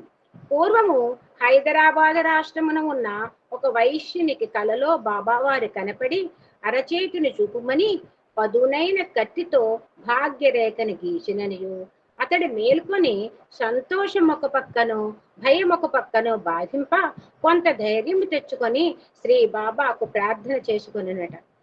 నూతన భాగ్యరేఖను హస్తముని గీయగలిగిన బాబాకు సాముద్రిక శాస్త్రముతో పని ఏమి? గ్రహగతులను మార్చగల బాబాకు జ్యోతిష్ శాస్త్రముతో ఉపయోగమేమి? ఇట్టి దృశ్యాదృశ్య శాస్త్రములను నమ్మి లేనిపోని మానసిక సంకటములు ఎందుకు పడవల్లని బాబా వార్ల అభిప్రాయము. సర్వశక్తిమంతుడగు శ్రీ భగవానుని బాబాని నమ్మిన అతడే రక్షించునని వీరి భావము. భక్తులు విలువగల దుస్తులు వగైరా ఇచ్చి వారికి శ్రమ నిచ్చుచుందురే గాని వీరు భక్తులను ఏమీయూ కోరరు. షిరిడీ సంస్థానములో ఉండే విలువగల వస్తు సంచయమంతయు భాగ్యవంతులకు భక్తులు స్వయముగా సమర్పించినవే. అప్పులు చేసి అయినను తన దర్శనానికి ఎందుకు రావాలనని భక్తులను బాబా మందలించును. తన కొరకు చేయు పండుగలు, ఉత్సవములు మొదలగు పటాటోపములకు అప్పు చేయవద్దని చెప్పును. యాత్రలు చేయనప్పుడు అప్పు కొనవద్దని బోధించును. భక్తులకు సంభవింపబోవు ఆపదలను బాబా వార్లు ముందుగా తెలిపి సకాలములో వారిని నివారించెదరు. వారి మనోభావములను కొలది భక్తి కొలది తమను పూజ చేసుకొనుటకు వీరిరువురు తమ భక్తులకు స్వాతంత్ర్యమునిచ్చి ఉన్నారు. భక్తుల స్వల్ప దోషములను క్షమింతురు, కోపపడరు. మృజభావముతో మృదత్వముతో ఓర్పుతో తృప్తితో నందురు. ఇరువురు భక్తుల హృదయములోని కోర్కెల తలంపుల తెలుసుకొనగల శక్తి కలదు. చెడ్డ తలపులను ఖండించి మంచి వాసనలను భక్తుల హృదయములలో అభివృద్ధి చేయగల శక్తి ఇరువురికి కలదు. యోగ శాస్త్ర రహస్యములందిరువురుకు ప్రవీణులే. అమృతానంద స్వామియే శ్రీ సత్యసాయి బాబాకు తెలిసినన్ని యోగ రహస్యములు ఇంకెవరికి తెలియవని దృఢముగా చెప్పి ఉండను కదా. హఠయోగ సాధనలు చేయునొక ఫ్రాన్సు దేశస్థునికి సత్యసాయి కొన్ని యోగ సాధనలను అనుభవముతో బోధించిన కదా. ప్రతి సంవత్సరము సత్యసాయి బాబా వారి యొద్దకు యోగ సాధనలలో పొరపాట్ల వలన బాధపడు వారు వచ్చి బాధల నివారించుకొనుటయే కాక సక్రమ విధానములను కూడా గ్రహించిపోవుట చూచుచుందుము కదా. సాయి సచ్చరిత్రలోని ఈ క్రింది వాక్యములు సత్యసాయి విషయమునందు తూచా తప్పక సమన్వయమునకు వచ్చుచున్నది. ఆయనకు అన్ని ధర్మములు సమానము. వారికి గౌరవములు తెలియవు. ద్వంద్వాతీతుడు అని ఉన్నది. ప్రశాంతి నిలయమన్న ఏ చిన్న పని అయినను బాబా చేయను. బాబా నేల మీద కూర్చును, చాప మీద నిద్రపోవును. ఎండలో గాని వానలో గాని నడుచుటకు వెనుతీయడు. కాళ్లకు చెప్పుల లేక హిమవత్ పర్వత మంది మంచు పైన నడుచును. ఎంత దూర ప్రమాణమైనను సాయిరామ్ కానీ ఎండలో గాని వానలో గాని నడుచుటకు వెనుతీయడు. కాళ్లకు చెప్పులు లేక హిమవత్ పర్వత మందలి మంచు పైన నడుచును. ఎంత దూర ప్రయాణమైనను అసౌకర్యమనక తన కారులో ఎక్కువ మంది నెక్కించుకొనును. ఒక్కొక్కప్పుడు ఆహార పానీయములపై కూడా ఆలోచన లేక దూర ప్రయాణములు సాగించును. పేదవారసుకు ఆహార పదార్థములతోనే సంతృప్తి చెందును. నా కొరకు అనవసరముగా భక్తులు ఖర్చులకు గురి కాకూడదని బాబా చెప్పును. ఇరువురు బాబాల హృదయములోని విషయములను కనుగొని బయలు చేయగలరు. భక్తులు ఎచ్చటనో కష్టపడి విషయములను మరుక్షణములనే గ్రహింపగలరు. భక్తులకు దైవ విషయములనే కాక సంసార ధర్మములను బోధించుచుందురు. ఒక మతమునకు ఇంకొక మతమునకు, ఒక మానవునికి ఇంకొక మానవునికి భేదమును పాటింపరు. బ్రహ్మ విద్యను గ్రహించిన వారిని బాబా గౌరవింతురు, వారిని ప్రోత్సహింతురు. పరనింద చేయుట, లేని నిందలు కల్పించుట చెడ్డ కార్యములని ఖండించుచుందురు. కష్టపడి పనిచేయు వారికి తృప్తి కలుగునట్లు రేపు మాపు అని తిప్పక వారికి ఇవ్వవలసిన కూలి డబ్బును వెంటనే ఇచ్చివేయుడని నొక్కి చెప్పుచుందురు. శ్రీ సత్యసాయి బాబా బాల్యము నుండియే ఇట్టి విషయములను చెప్పుచూ తాను చేసి చూపుచుండెను.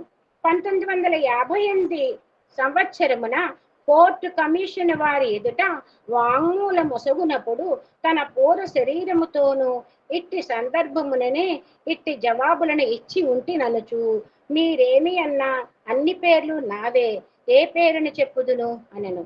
ఈ ప్రదేశం ఎవరిదనినా ఈ ప్రదేశమే కాదు ప్రపంచమంతయు నాదే అనెను. నీ నివాసం ఎచ్చట అని అడుగగా, సర్వగతుడనకు నాకు నివాస స్థలము ఫలాని ఊరని ఎట్లు చెప్పగలను అనెను. అప్పుడు ఆ న్యాయాధికారులు మీ విషయం అగోచరమనిరి. కానీ తత్వవేత్తలకు అవి అవతార పురుషుని సహజ వాక్యములని తెలియను.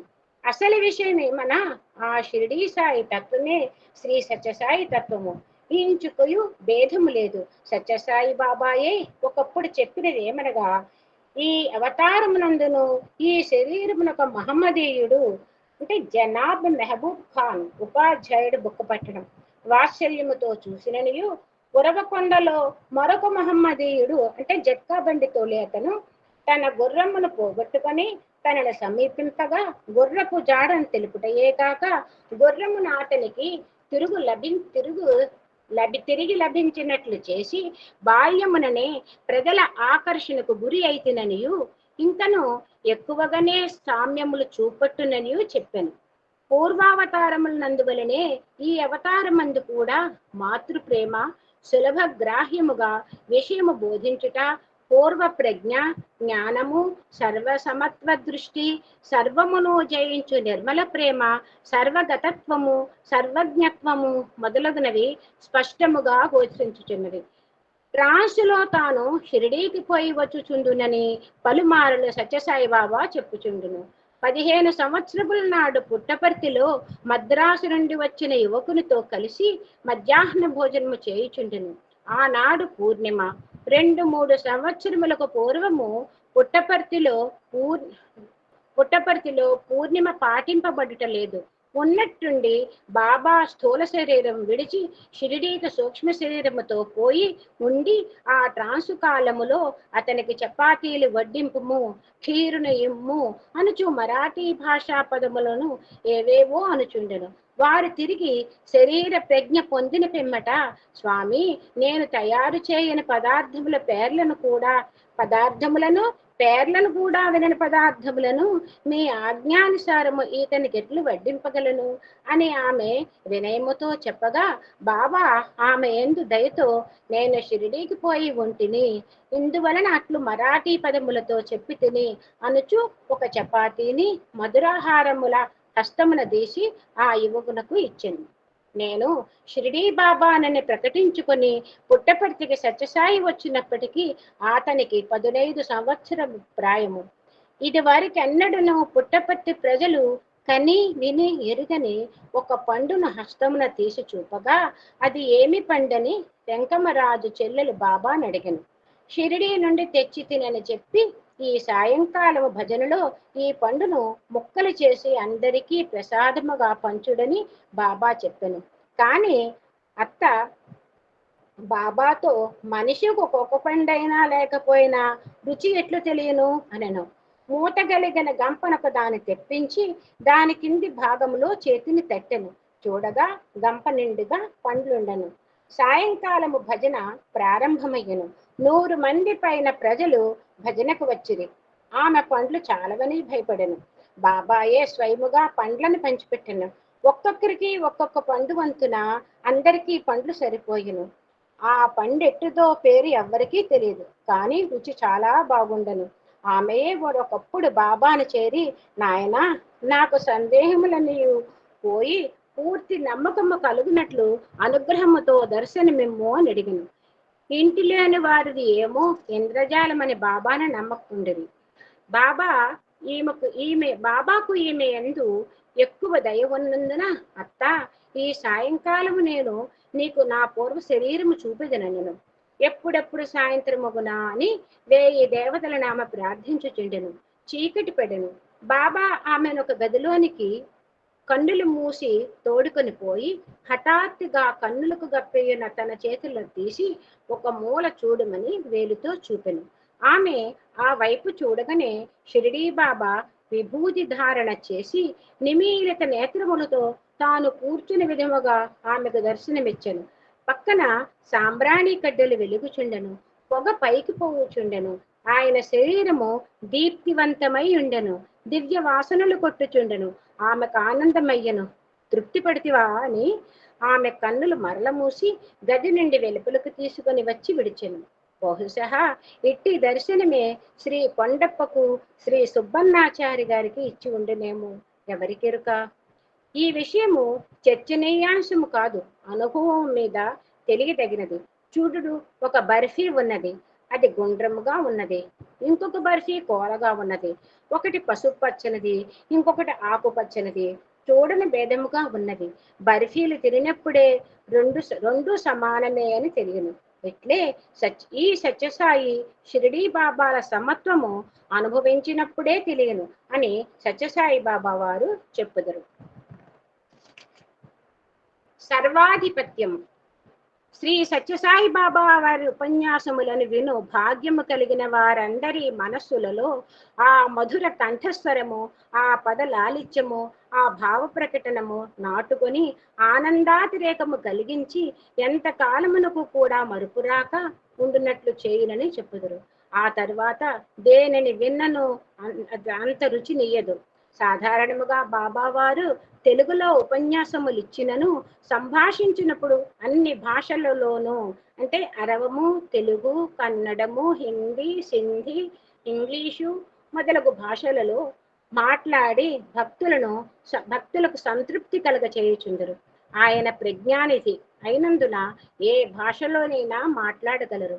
ఆయన పదప్రయోగము, వాక్యముల శైలి సామాన్యముగాను, అర్థము సూటిగా నవబోధముగునట్లు ఉండును. నీతులతోనూ, చిన్న కథలతోనూ, సామాన్య ఉదాహరణలతోనూ ఎదుటివారి అనుభవమునకు తగినట్లు బాబా వారు ఉపన్యసింతురు. అందువలన బాబావారి వాక్యములు శ్రోతల హృదయ ఫలకములపై చెక్కినట్లుగా అగును. ముందుగా ఆలోచించి గాని, పండిత పామరులైన భేదముతో గాని ఆయన ఉపన్యాసములు ప్రారంభించరు. తనవి ఉపన్యాసములు కావనియు, సంభాషణలనియు, ఒక విధమున బోధనలనియు బాబా చెప్పును. వారి సంభాషణ విన్న ప్రతి ఒక్కరికి తన్ను గురించి బాబా బోధించుచున్నాడనిపించును. వారు నీ లోపములను కనిపెట్టిన విధమును, వారు అందుకు తగిన ఔషధం ఇచ్చుటను నీవు ఒప్పుకొందువు. ఆకర్షించు వారి ముఖ నేత్రముల సౌందర్యము, వాంగ్ మాధుర్యము, హృదయమున వికసింపచేయు వారి చిరునవ్వు, వివరణము వలె దోచు వారి హావభావములు నీ సొత్తుగా నీకు తోచును. వారి సలహా, వారి బోధనా విధానము పరిచితముగాను ప్రేమాన్వితముగాను ఉండుట చేత నీ సరస్సుము వారి అధీనములో ఉంచదవు. వారు పెద్ద వక్త కాదు, మత బోధకుడు కాదు, ఉపదేశమిచ్చేవాడు కాదు, కృషించిన మానవ జీవితములు పోషించుటకవతరించిన అమృత వర్షపు మేఘమాయను. బాబావారు చాలా కాలము నుండి అనగా తాను బాలబాబాగా వ్యవహరించుచున్నప్పటి నుండి తన 32వ ఏట నుండి ఉపదేశము అంటే బోధన ప్రారంభించునయు చెప్పుచుండెను. అంతవరకు తాను ప్రశాంతి నిలయమున నవరాత్రి శివరాత్రుల సంభాషణలు జరుపుచుందునయు, చిత్రావతి ఇసుకలో భక్తులను తన చుట్టూ చేర్చుకునినప్పుడు భక్తులు తమ సందేహములను వెలుబుచ్చగా వారి సందేహములను తీర్చుచుందుననియు, బుక్కపట్టణములోని శ్రీ సత్యసాయి బాబా జిల్లా బోర్డు పాఠశాలలో వార్షికోత్సవములకు అధ్యక్షత వహించి విద్యార్థులకు హితబోధ చేదుననియు బాబా చెప్పుచుండెను. ప్రశాంతి నిలయములో గాని చిత్రావతి ఇసుకలో గాని భక్తులను ఏదైనా ప్రశ్న వేయుడని అందుకు సందర్భానుసారము జవాబిచ్చుచుండెను. మరణానంతర జీవితమును గూర్చి ఒకప్పుడు వివరించును. సాలోక్య సామీప్య ముక్తుల గూర్చియు, గరుడ పురాణములో చెప్పబడిన జీవుల గతిని గూర్చియు, దహనాది ప్రేత సంస్కార మర్మములను గూర్చియు, వివిధ మతస్థుల జరుపు అంత్యక్రియలను గూర్చియు, ప్రేతముల అంటే దెయ్యముల ఉనికిని గూర్చియు, పితరులతో సంభాషణములకు గల అవకాశములను గూర్చియు, తాత పేరు మనుమనుకు పెట్టు ఆచారమును గూర్చియు వివరించి చెప్పాను. తాను చెప్పిన విషయములు భక్తులు చక్కగా గ్రహించిరా లేదా అని తెలుసుకొనుటకై మధ్య మధ్య బాబా వారు ప్రశ్నలు వేసి భక్తుల నుండి సమాధానములను గ్రహించుచుందురు. అన్ని చోటలను అన్ని వేళలను బాబా వారి సంభాషణను కొనసాగించి నమ్మకమును ధైర్యోత్సాహములను అభివృద్ధి చేయుచుండును. ఆయన అనుపమాన బోధకుడు.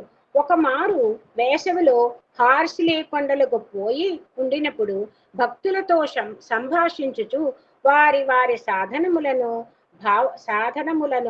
భావములను ఇష్టదైవములను వారి వారి జీవితములను తీర్చుదు ఉపనిషత్ మంత్రములను పరమాత్మ తత్వమును గూర్చి వారి వారి నిశ్చిత గమ్యస్థానములను చెప్పుడని భక్తుల కోరి పొరపాట్లనచో సవరణ చేసి భక్తుల సక్రమ మార్గముల నడుచునట్లు చేశాను. బాబా వారు మన జీవిత విధానముల చీకటి స్థలములలో వెలుగులు ప్రవేశపెట్టి రక్షించుచుండును. బాల్యము నుండి బాబా వారు ఈ పద్ధతులను అవలంబించుచుండును. అందువలననే కొండమరాజు తాతగారు బాబాను పిల్ల గురువు అని అనుచుండిరి. 1950లో శ్రీ కొండమరాజు మరణమునకు కొన్ని రోజుల ముందు శ్రీ బాబా వారి సంభాషణము మిక్కిలి ప్రీతితో వినిరి. పాఠశాలలోని విద్యార్థులు బీడీలను సిగరెట్లను కాల్చట తగదని బాబా వారు వారికి బోధించుచుండెను. తామసిక రాజసిక ఆహారములు నిషేధించుచుండేది. సినిమాలకు పోవద్దని మిత్రులకు చెప్పుచుండేది. భగవంతుని స్తోత్రములకు కీర్తనలు పాడుడనియు, విభూతిని ధరింపుడనియు, శుచి అయిన ఆచారములను అవలంబింపుడనియు మిత్రులకు చెప్పుచుండేది.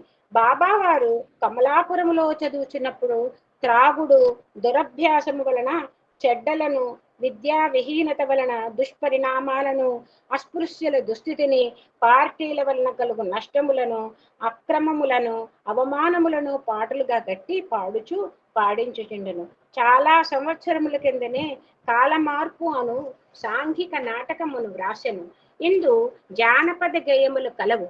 పదవీ వ్యామోహముతో ప్రజలను తన వైపు తిప్పుకొనుటకు పన్ను యుక్తులు, ఒక మహాకవి వ్రాసిన వ్రాతలను అలక్ష్యము చేయుటచే కలుగు దుస్థితి, కవికి కలిగిన పరాభవము, అతని సంతతికి కూడా కలిగిన అపకారము, ఆ కవి ఎడ రైతులకు కలిగిన గౌరవము, కాలమార్పు, బాలురు శక్తిమంతులైన కవి గారి ఆదర్శముల అనుష్ఠానములో పెట్టుట మొదలగు భావములతో ఆ కాలమార్పు అను గ్రంథమునందరి పాటలు కూడి ఉండును. బాబా బాలుడుగా ఉండినప్పుడే నాటక పాత్రధారుల కొరకు అనుకూలముగు పాటలు మాటలు వ్రాసి ఇచ్చువాడు. తాను వేషం వేయినప్పుడు కావలసిన మాటలను స్వయముగా రాసుకొనిచుండెడి వాడట. బాబా వ్రాయు పాటలు గాని మాటలు గాని గొప్ప నీతిని బోధించునవిగను ఉన్నత భావములతో కూడినవిగను ఉండును. పరీక్షిత్ మహారాజును గూర్చియు మార్కండేయుని గూర్చియు నూతన భావములతో నాటక గ్రంథములు బాబా వ్రాసను. సాయి అవతారము లోకమునకు సద్బోధ చేయుటకే ఏర్పడినదనియు వారు జగద్గురువులను జగదేక బోధకులను అర్థం లేని మాట చెప్పను, అనుకూలము కాని కార్యము చేయను అని బాబా ఒక సమయములో చెప్పిండెను. సామాన్యముగా వారు చెప్పు ప్రతి మాటయు ఉపదేశము మాత్రమే అయి ఉండను. ఒకసారి ఏడ్చునట్టి తన బిడ్డ నోదార్ప కష్టపడు తల్లిని చూచి, చూడము నీ ఒడిలో కూర్చుండి నీ బిడ్డ అమ్మా అమ్మా అనుచున్నది. తాను అమ్మ ఒడిలో ఉన్నట్లు ఆ బిడ్డకు తెలియలేక ఉన్నది. ఇచ్చటి నుండి భక్తులు ఈ బిడ్డ వల్లనే చేయుచున్నారు. భగవానుడు తన బిడ్డలను పట్టుకొని ఉండ తల్లి అని గుర్తింపగా అమ్మా అమ్మా అని అరుచుచుందురు. అనగా మీరు నా సంరక్షణమును ముందు తెలియలేక కష్టపడుచుండిరి. ఆ భగవంతుడు ఎప్పుడును ఎల్లెడలా నిండి ఉన్నాడు. ఆయనయే సద్గురువు, స్నేహితుడు, తత్వశాస్త్ర బోధకుడు, దారి చూపువాడు. తనను నమ్మిన వారిని ఆ భగవానుడు సన్మార్గములో నడుపును.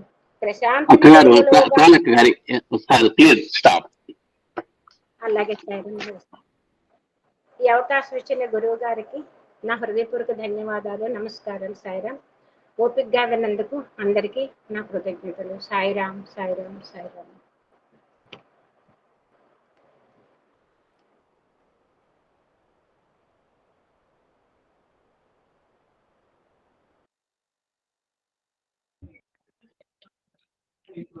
ఓం